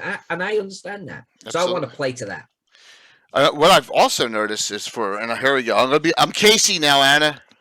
Okay. All right. So when I run holes, right? Which I ran it during Virtual GrowCon 1, right? And I ran it. So Amy Crittenden, Thala, and Enoch Pratt, Tim, they actually go, hey, that's my character. I played that character to the players, Walt's character and Bill's characters that are in the actual adventure. Like, for example, something that I ran, I used their characters, and now they're connected to them, which is really cool when you think about it. So it's a neat thing that I think a lot of people don't take advantage of. But then again, we're getting into the weeds here, and I'm sorry about that. But no, this is what the show is all about. Yeah. It's the weeds. You ask Anna, she maps the weeds. Yep. Yeah. Tim, the ever mysterious Tim is DMing tomorrow. He's going to kill everyone tomorrow morning. Stream 4 out of 5. I have feeling the same way about the characters for tomorrow. I like the one-shot characters a lot now. See, because you listen to me. right? And we've only been friends since 1980, dude. And you're finally listening to me after all these years. I'm just kidding. So, see Tim tomorrow. Kill everyone tomorrow morning with his Rovers of the Baron games with what happened to Rattlebones, which would be really neat with William Henry Dvorak playing, and a lot of other people. And the Naz is playing in that game too, our longest subscriber outside of our group of friends. So, wow. All right, so we got about 15, 20 minutes of discussion at least. So, Alyssa, what's happening outside of the Greyhawk world though? Do you have? Well, apart from Luke's, the Greyhawk, Chaosium Gaslight, or the cosmology of role playing, I don't know. That's probably going to keep me busy for a short while. I am also on my. I am going to start slanting my work towards Call of Cthulhu in general. Okay. I not only do I want to do the cities, but I actually want to start drawing some of the locations in like some of their famous campaigns. Whether it be like, you know, Masks of Nyarlathotep, draw some of the actual battle maps for that. Oh, awesome. Map components, so, you know, people can break out the, virtual tables and actually put down, you know, a particular museum or whatever it is and have the components to build the location and the, you know, encounter that they want. I'm going to start doing a lot more of that because I'm so passionate on Call of Cthulhu setting. Top 3. How does top 3 not warrant an assassin? Dave, I don't understand that. How does top 3 not warrant an assassin? Dave always goes off on these weird tangents. Well, apparently, if you are top 3 anything, Dave wants to assassinate. Yeah, you. I guess that's So I know. Oh, chat conversation. All right. I'm sorry. Oh, how did Casey not die? Oh, okay. You know what? Let's not go back. Casey's in Northern Ireland now on his honeymoon, which was delayed 2 full years. Mm-hmm. Really deserves it. Yeah. I'm sorry. He was trying to take. Yes. Let's not. We're not going to attempt to try and kill Casey anymore during events, okay? But, you know. But apparently Casey wasn't top 3, so he doesn't get assassinated. Absolutely. All right, so I'm sorry. I missed that whole in the thread there because the chat's going by so fast. So, all right, well, that's cool. So here, I want to ask you about one of these maps. Look, I'm going to hit the right button here. I hit the right button. And that is this Summer Coast. Is that the one? Yeah. Okay, that's an old one I did. Oh, it is old. Okay. I like the colors in this. Yeah, so this one, funny enough, I drew it back in the 80s. Oh, wow. And it was never colored, but it also had some things about it I didn't like. So I actually did a YouTube video of me redrawing some sections that the more modern me would now approach differently. The piers actually was one of it. The piers and the jetties there. So I actually redrew part of this. I think I even redrew some of the roads too, where it's like, this is a good map that the younger me did, but let me tell you what the older me would do a little bit differently. I should actually get back to doing that series. And then I redrew some sections of it. I actually consider this to be a nice, simple town. And okay. I actually find it hard to be this basic now, if that makes any sense. There's no little gardens here. There's no bucket on a porch. And I find that very hard to just do the map, you know? Well, that makes total sense. So this was just a doing of your own. This was not a commission or anything. Was it a location? No, I actually had a whole bunch of maps I just did for myself and my own games back in England. And this was one of them. I probably did 20 plus city maps just for myself. And this was one of them. Okay. All right, cool. Yeah, I saw that. I was like, it's nice. Nice color. I love the coloring process. I really genuinely do. I'm always learning something with it. Sometimes I fail if I start experimenting too much and it comes out pretty hideous. But this one I thought came out okay. It's not too garish. I tend to be a little bit oversaturated with my colors if I'm not careful, and that's because my Wacom tablet is beginning to get old a little bit, and its color balance is off. Anna would hate it. Oh yeah, you have to color correct the screens and stuff. But yeah, this thing will not color correct anymore. Yeah. It's done. Now I need to ask you a question about technique. Do you put like one ink layer where you have all the black lines, outlines and stuff on a separate layer, and then you do the coloring afterwards under on a separate layer? Or... Let me tell you how I do this in an ideal world, and then I'll tell you how it actually ends up. Yeah. So in an ideal world, I draw all of the ink of the buildings on their own layer, and I ensure that the ink connects, because then you can do some quick selects. Oh, then you can fill inside it. Okay. And then you can fill inside if you need to. Yeah. In an ideal world, I draw the trees on a different layer. I tend to draw the coastline on its own layer as well, and by coastline I include rivers and things like that, and I'll draw the hills and things on their own layer, but ultimately about 4 or 5 ink layers thereabouts. In an ideal world, do you use layer effects to get shading and stuff, or is that something you manually do? Typically then I come through with coloring. Now coloring, let's say a building, I'll have a color for the buildings layer, and often I'll actually do 2 or 3, because I'll actually do some highlights and lowlights even on just simple roofs. But then I'll do the layer effect just to get a nice simple drop shadow. And because the buildings are on their own, they'll just have their own drop shadow. I often have a high building, a medium building, and a low building, so I can give them different layer effects. So a tall building will have a very deep shadow compared to just a regular small building, where the shadows are a lot more, concise, so to speak. They're smaller. The trees I will color on their own layer, so I can give them their own shadow effect. Exactly. That's the So you kind of know where I'm going with this. So that's what I do. And I might have 15 to 20 layers, but then with labels to one side. The way it actually works, though, Anna, is I'll be drawing ink, not realize it. I'm on the wrong layer, start coloring, not realize, and I'm on the wrong layer. So then I end up merging my layers, and it all goes out the window. Yeah, lock the layers fully. You don't work on. Lock them down. Still learning that. All of these years later, that's I screwed up on a map recently, and I was like, "God damn it, I'm drawing on the wrong layer." I learned a trick though. I learned a trick recently, where actually it was Jay. Jay draws maps too, and she said, "Put a layer effect on the layers that you need to have open, but you're not currently using, and like make them red. Give it a color of an overlay.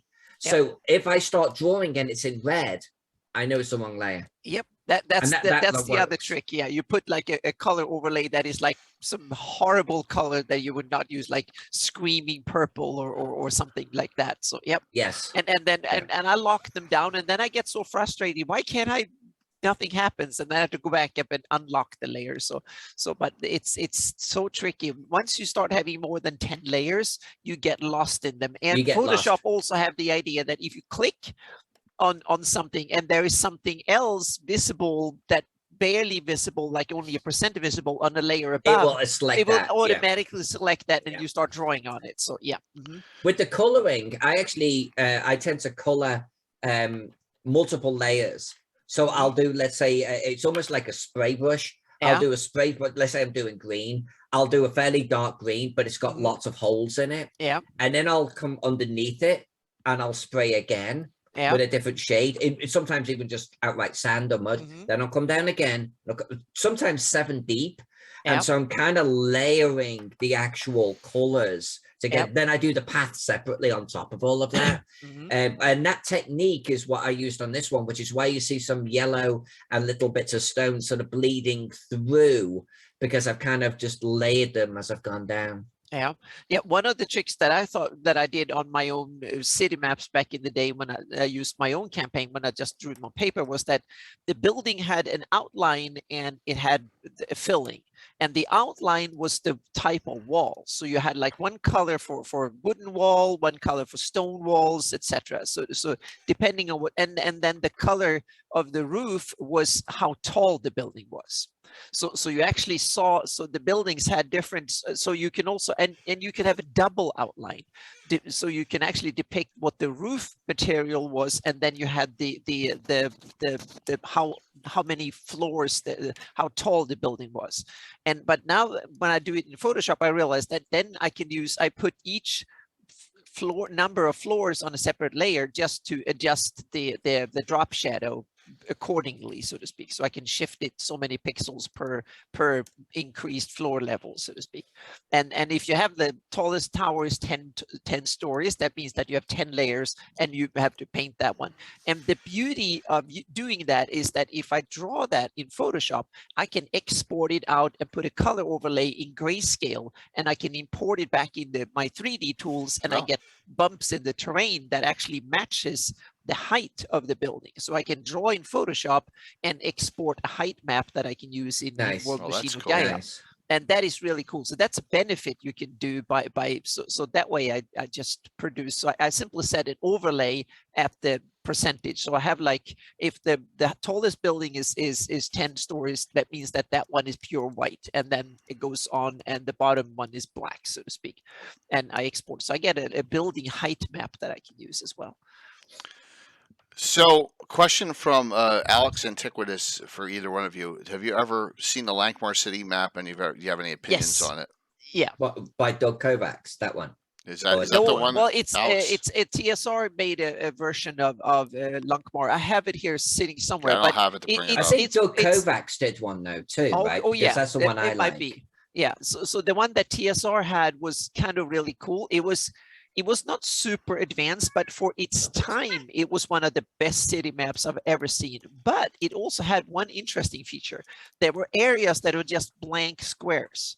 And then it had a little booklet where you have geomorphs that could fit. So you can take any of the geomorphs and put in these empty squares. So you can design parts of the city according to those standardized geomorphs. I don't know if that was a way to engage creativity in DMs, or it was just a way of not having to draw all the buildings. I wasn't really sure if it was a plus or a minus, so to speak. But it's an interesting city map because I've never seen any published source map actually use that approach. But I think it's kind of cool because that little booklet with the geomorphs was kind of interesting. So I really want to do a geomorph tile set for a city or a town. Yeah. You have this, Alyssa, right? You gave me this in the folder. Going to see if I can find it here right? somewhere. It's something like whoops! I did it again! 4 times! 4 times! Okay, bye. 4 times. I like how this says gross double bed. Is that what you're talking about? You have these are these tile sets? So this was just in connection with the fact that I'm going to be doing a lot more map components. Oh, okay. Here is Lancmar. Yeah, that's a valuable Click book. through that. Yep. But yeah, so map components coming up, and that was one that I actually did for a hotel. Oh, cool. Likewise with that, so you'd be able to build a little. Yeah. So here is the map. So Alyssa, you don't want to do a black light in this room? No, you do not do a black light in that room. No, you do not. Well, give me a sanity roll. Oh, okay, there it is. Who did that one? Let's see. Oh my God, that looks like Greyhawk. Oh yeah, it's. I mean the Greyhawk from the Gore books. The shape. Let's see. I have to look. It's not on the map, but let's see. Geoff Valley, Curtis Smith. Geoff Valley sounds not like a real name. It sounds more like someone made that map, that name up. So someone Curtis Smith. No. Okay. And Tracy Hickman did some maps, and then Curtis Smith did maps. But I think this map is, for the time being, I think it was the best city map that TSR ever published in a lot of sense. It's fantastic. It's the same type of style that the Waterdeep map was back in the day. Yeah, so Tracy Hickman and Curtis Smith did that one. Yeah. And then, so it's great. And it has these little gray squares in here. And these gray squares were where you put in the geomorphs, and they were published in a little booklet like this. So the geomorphs were actually, but they were black and white, unfortunately.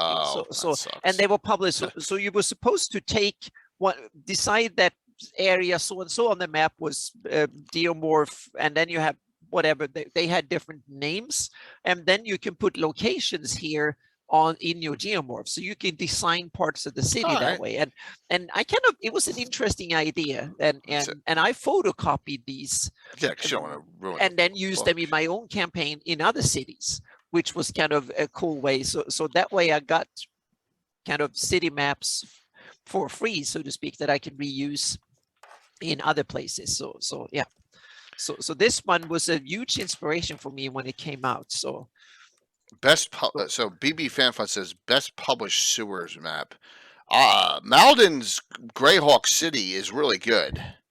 Well, when it comes to overview, but it's not detailed. Right. It's just lines for it. That's so true. Overview. But I detailed. would say Alyssa had some of the coolest geomorph things, tile stuff that are kind of sewage. Right, for Inkwell, that Kickstarter is going on right now. Exactly. Fact, it would not be nice of me if I didn't mention their Kickstarter. Exactly. Inkwell Ideas are currently doing geomorph maps and dice. We had They've done them before. They always do very well. They always deliver. They're fantastic. They got several cartographers involved. I did 27 tiles for them, all fully colored. Dyson Logos is there. William Babel is there. Nice. Some incredible artists with incredible talent. Go check out their Kickstarter because it's doing well. It's funded already. Of course, it has. Alex, can you link that if you're on, please? And yeah, it's worth taking a look at because honestly, it's just a big bag of pure sex. It's awesome. That is cool. Good question there. Need a quick sewer map. Use parts of city. Parts of a city map and shrink to scale. That's a good idea, Katana. Yeah. Katana's always thinking outside the box. Yeah. Because Katana's like me, you gotta go from the old school. You gotta adapt and overcome. Wow. So I mean, scratchy throat. 6 hours sleep last 2 days. I am on a roll. So yes, and then I gotta wake up in the morning and deal with Tim. So it's even better. Just kidding. That's all right. Well, sorry, Alex. I had to step right. The map, Kickstarter for what was it again, Alyssa? Kickstarter. Inkwell Ideas. Yep. Yep. Yes. We had him on the show. Yeah, we did. Exactly. We did. Yep. Yeah, before the end of the year, last year. Yep. Tim, it'll be a blast. So just note that. All right. What else we have going on in this already packed I have year? a couple of screenshots that I want to show. Okay. Well, now, am I going to hit the right? Dropbox? I'm going to I think there were three screenshots that I just want to Let's show see if I can do a little bit. Yep. Oh, wrong button. Uh-oh. Hold on. I got it. We're going to try this button. Switch. It's not switching. It's not switching. No, okay. hold on. Is the plane going to be back? Are we going to see that? There it is. Whee! There it goes. Okay, there we go. Yeah. And then there we gone. go. There we go. Yeah. See, look, and I got a wrong. Alyssa, I got a wrong button emote now that exactly. Mike Disney and Taryn did. So every time it's wrong button, I see that. Yeah. Yes. No, so what I'm getting from this is you never wrong button before. No, not once ever in my life. Anna, darling, the stage is yours. Yes. Okay, so go into the Dropbox. You have them on your computer, or I can show them on mine too. That's why I have it set like this. Okay, perfect. And then I'll that's why I have it set this way. So I can just slides I can do and this. stuff here. So what I'm going to do, we have I'm just gonna move this little window around, and so we have. Here we have the this is Gaia, the new version of Gaia, and this is a quick and dirty concept map of a little piece of desert terrain kind of thing with bushes and stuff on it. So just to show a little bit, this is taken from the live stream. And hang on a second, I'm doing double click. See, I hit wrong buttons. Yeah. Oh yeah, I hit the wrong buttons. There's something with my mouse now. I need to unplug it or something. So this is a concept from what Gaia can do. This is not fully texture or anything, but it can do vegetation, it can do rivers, it can do a whole bunch of cool stuff really, really well. So we have this, and I'm going to go back to here. You can see a little bit what this can do. And this is not even textured. It's just a quick and dirty. That looks like real. Slope. Yes, and that's Wow. the thing. So you can actually do it real. So when this is textured and stuff, and you can even put little buildings and stuff on there too. So Wow. it's kind of, yeah, this is the quality I'm aiming for, so to speak. So the coming from next year will be the so I'm going to can do a little thing like this. So next year and onwards, I want to start doing area like Yeah, awful famous stupid's coming in locations too. and stuff in Greyhawk in Covered. this quality, or maybe even a little bit better than this. So fully textured, and it will be with vegetation and buildings and stuff. So that's where we aiming for. I need a better computer to do it, start doing really efficiently, but hopefully that can not too distant future to do it. So if my patrons want to help out, so to speak, to do it. But that was I just wanted to show a little bit of what to expect coming up, so to speak. So that's the Thank you, Lawful Stupid. Very Mhm. kind of you. The problem so far have been in this is to do large areas and get the drainage map and rivers and stuff working. That is coming now. So and we're talking soon, in a couple of years time, we're talking continental size maps that can be of quality like this. So the technology is coming. Greyhawk at porta potty scale is used to be something that was a pipe dream. Now it becomes something that can actually be built in years rather than decades. If you have I the have a storage. question. I have Yeah. a question actually, Anna, for you. Yeah. Because I know that you're friendly with Darlene, and I assume that she has seen your work and is very familiar with it. What does she think of this march of technology and what you're doing now I from think her original work? Yeah, I think it's kind of gone away from what she's doing, so to speak, Yeah. in that sense, that then it was a work of art. Now it's about visualizing.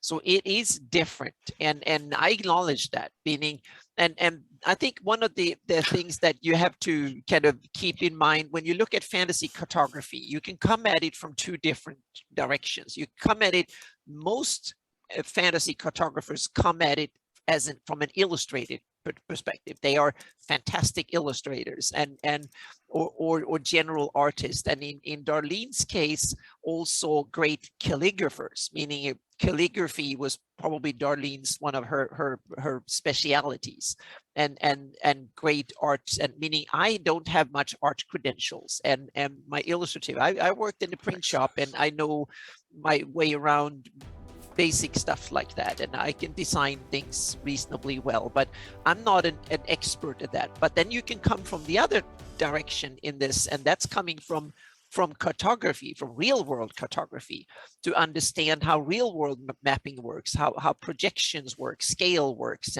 and features on a map, and understand how you use maps in the real world. And that's my direction that I come from.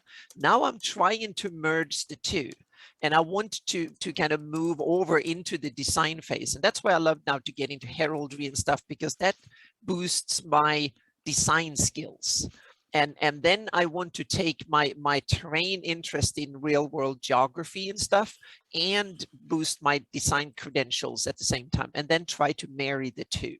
That's the ultimate goal, so to speak, to have one foot in real world cartography, terrain, visualizing worlds, landscape photography, all that stuff.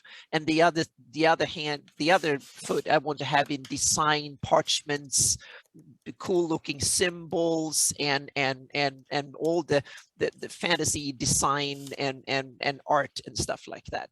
That's my goal, so to speak. That's why I want to keep an eye on symbol design, heraldry and stuff, so I can boost my credentials and learn that part, because that's really, really hard. I'm not a complete, I have a little bit of talent in that area, but I haven't nurtured. I maybe 1% of Jeff Elmore and easily, and I have to work really hard, and then I can reach a little bit up, so to speak, when it comes to it. So I'm working really hard on it, but I think everybody needs to acknowledge that that the fantasy cartography spans the whole spectrum from pure beautiful picture or raw map, so to speak, and then there's the continuum between the two.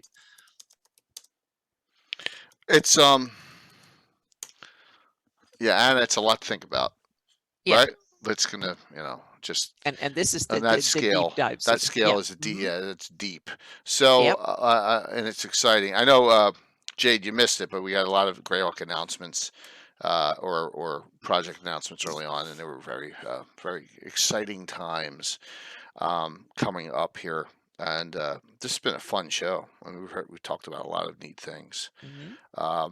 What would you both like to say in closing for tonight? Whether it's positive thoughts for the future or Well, tally so ho. you go first. Yeah, you go first. Yeah. We've been doing a lot of talking about what's forthcoming, so I'm not going to repeat everything that I am working on and will be working on.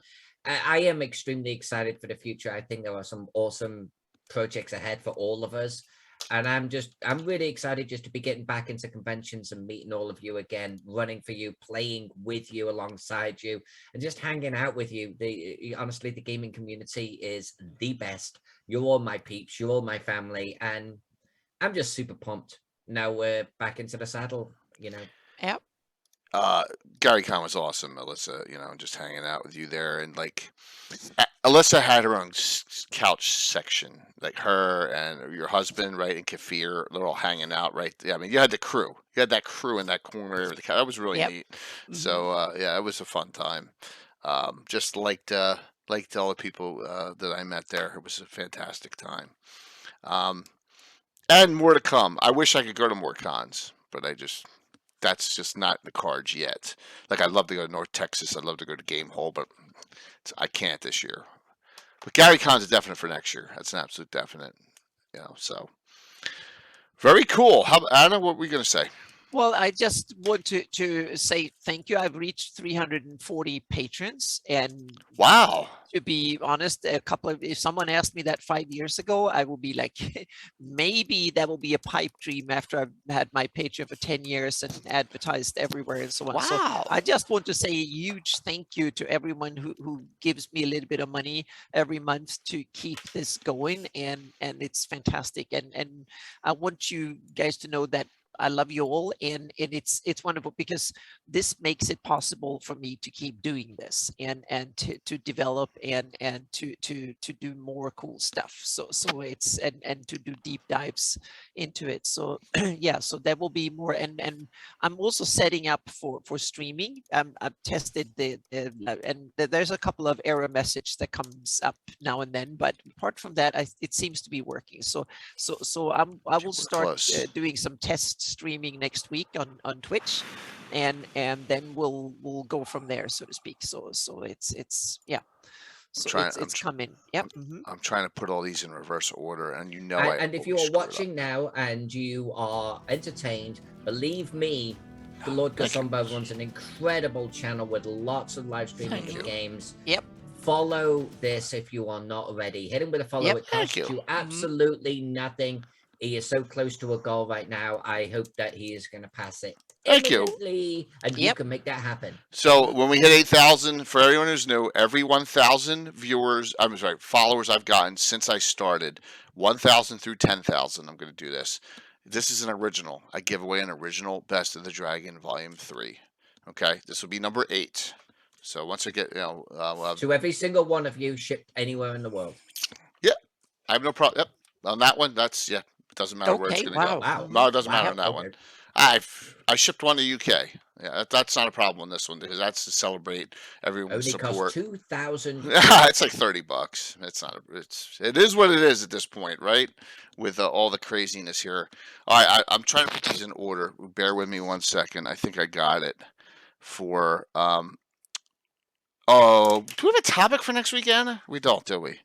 No, I don't think we do. Okay, it's okay. Well, there was some ideas, but I don't think we actually settled on that topic. I've delivered to Alaska a guitar. No, I delivered to Utah just recently. I've delivered, I think, almost every state in the union.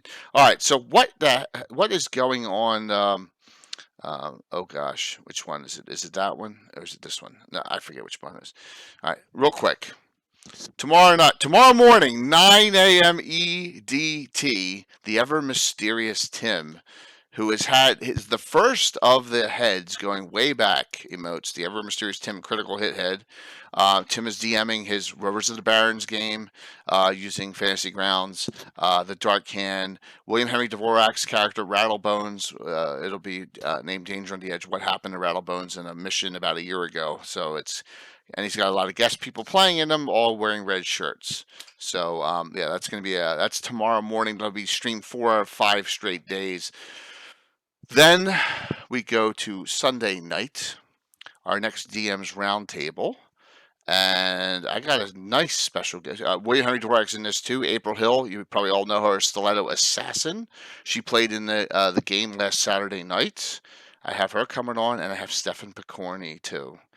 The wonderful Stefan is going to partake. He is a handful, man. That's Yeah. going to be incredible. Yes, Yep. and the first ever time that Stefan has participated in a DM's roundtable. He's been on the channel a couple times, but he has never. Yes, they're red shirts, Matt. Yeah, Tim will kill everyone. Trust me. So that'll be tomorrow, Sunday night, 7:00. We have only 5 streams this week. Next week, 3. So we'll have Legends and Lore on Wednesday, our normal game on Thursday. We'll finish that adventure we're doing now, the Sis is Calling. All right, first announcement I've done on this. I don't even have a shout out on it, but I have the banner done.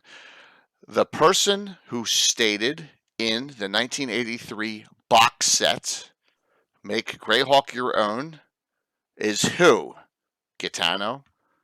Who wrote that in the 1983 box set? Yes, Gitano. Next Sunday, May 8th. I have Steve Winter, the Steve Winter, coming on Gavin for a nice conversation. Yes. So Steve, finally got our first connect from Gary. Yes, thank you, Gitano. So yeah. Yes. So a legend will be on. He actually was at GaryCon. We can thank Greyhawk Mike for making the connection. And so Steve Winter will be on Sunday, May 8th. It is Mother's Day, sorry, but that's when Steve said he wanted to do it. So I have to do it. You can't pass on that for saying that. And then the next big thing that's set, excuse me, the next continuing adventures of 2 Drink Minimum, Ed Greenwood's great group, Ed, Tony Winslow Brill, Eric Boyd, Eric Menji, Anna Meyer, and a very special guest. I shot for the stars. I have not gotten anywhere.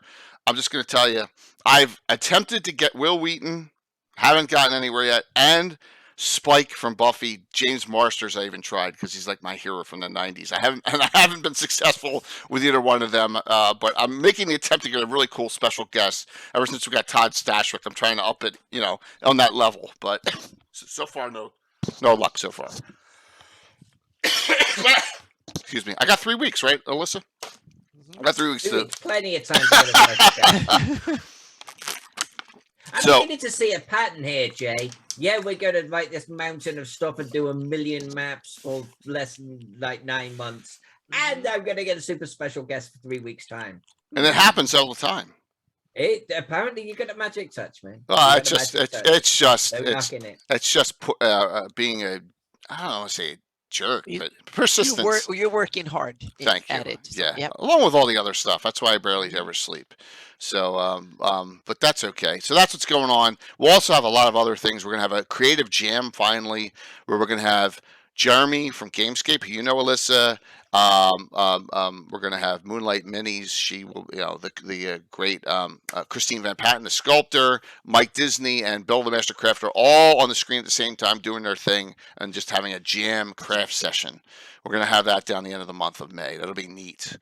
All the crafters doing stuff. So we got a lot more things going on, and more guests too, of course, Gitano. So that's it. So let's do these giveaways. These are $25 gift certificates to Frog Guy Games store. Okay. Last call. You have to be on to claim unless you are a tier 2 subscriber and you've signed up, and I don't care. So if you want to subscribe at tier 2 and then sign up for all the ones you want, and lurk away, then I'm fine with that. Right? You gotta give tier 2s benefit somehow. So, yep. Carman, I am a salesman. I've been a sales rep my whole life. I've been a politician my whole life, right? So, as Anna would say, I'm on the dark side a little bit, but that's okay. Well, it depends on how you see it. I might be on the dark side, depending on where you see it from. That's good. Ed is going to keep on coming on. Ed loves the community. Ed will be is going to be so. Oh, that's the last announcement. We have 2/3 of the Wizards 3 Gabbin discussion. We have Ed Greenwood representing, Elminster. We have someone representing Mordenkainen, and I'm reaching out to certain individuals. I've reached out to 3 people to get the Dragonlance, but I have not been successful yet. We're looking for a June date to have a Wizards 3 Gabbin. All right, so we're trying to get that'll be like the penultimate show. Yeah, we need a fist band. Yep. Yeah, we need the fist band. So we're working on it. Yep, we are working on it. I've reached out to 3 people. I've got 1 no, and I've gotten 2 no responses. So I'm working on it. Yep. So all right, let's do the giveaways. And we're going to raid into Agora Quest, which used to be called Paranormal Adventures. Sean, he's a good guy. He's got a really cool stream. It's Greyhawk based. We're going to raid into him. So, yep. I'm trying to up the game here, right? Gotta use that check mark for something. Got the bully pulpit there. Here we go. Closing this out. It's Dalamar. Thank you. You're right. Dalamar. Absolutely. So I've reached out to a couple of really good people. Thank you, Mike. Yes, you are absolutely correct. First winner, Caesar. 2000 Caesar. Awesome. 2000 Caesar. Now, in my stats for 2021 was the most watched hours out of any viewer. Oh, yeah, in 2020, nice. in 2021, Twitch Yeah. gives you those stats, so he was number 1. So, congrats, Caesar. There, He's showing us on. And next winner, Ass Hurt the Bear. It's Ashur. I know. So, Ashur. There you go. Now, what I will say to these fine winners right here, I saw a printed copy of Necropolis from Frogguard, and it is a beautiful book.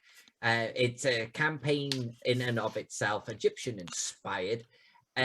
I'm not sure it's on their store yet. You may want to hold on to the $25 until it is, and put it towards that, because it's a kick-ass piece. So it's based on Gary Gygax's Necropolis, right? It's a rehash of it. Yeah, absolutely. It is. Mark Greenberg and Bill Webb did a heavy rewrite of it and made it cohesive for 5e, because it's a very different game now. And awesome. I've seen the maps, I've seen the artwork, I've seen the cover. It's a book that you just want to own. So consider that, you fine winners. Great advice. Frog God has a lot of wonderful things they're working on. I think I did that Kickstarter. That's a Kickstarter? Yes. I think I did that one. I did you're going to be happy camper when you get that book. I did that one. I did Will's, which we're going to talk about on Sunday night. I did, oh my gosh. Oh, man, my brain just shut off. I did 2, Counting Reaper. I've got so many going on. All right, so we're going to raid into Agora Quest, which Sean from Pearland Adventures. Everyone's trying to figure out why he changed his name still. Don't know. So, but that's what it is. And Alyssa, Anna, what a great show. Next fantasy mapping show, mark it down. Friday night, May 20th. Yep. We'll see it's if we our can get a guest. 1 year anniversary. 1 year anniversary show. Yes, there. You must be there. 1 year anniversary show. Thank you. Like I said, we were the number second largest D&D stream of the evening. By the way, I'm an analytics guy. I might turn up in my Cthulhu onesie for it. Ooh, make it special. That would be nice. Be very, very cool. We'll keep the content rolling. Alyssa, Anna, thanks for a great one, and see you all tomorrow morning, 9 a.m. And you can watch Tim kill people. So there you go. There you go. See us. It's a win-win. It's a win-win-win. No, it's cool. It's always on. You can watch us on Twitch if you missed parts of it, and it'll be on YouTube by tomorrow morning. Thanks, really appreciate it. So let's set the raid up. Yeah, and then Alyssa, if you can sit tight 1 second once we get off this raid.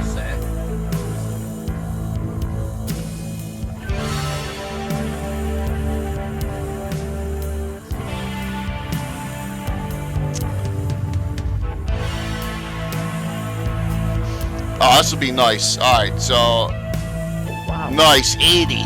5, 4, 3, 2, 1. See you tomorrow morning, 9 a.m. Have a good one. Oh, that's gonna be awesome for him. 81. That's good. Yeah, he had 12 He viewers. He had 12 on. Yeah.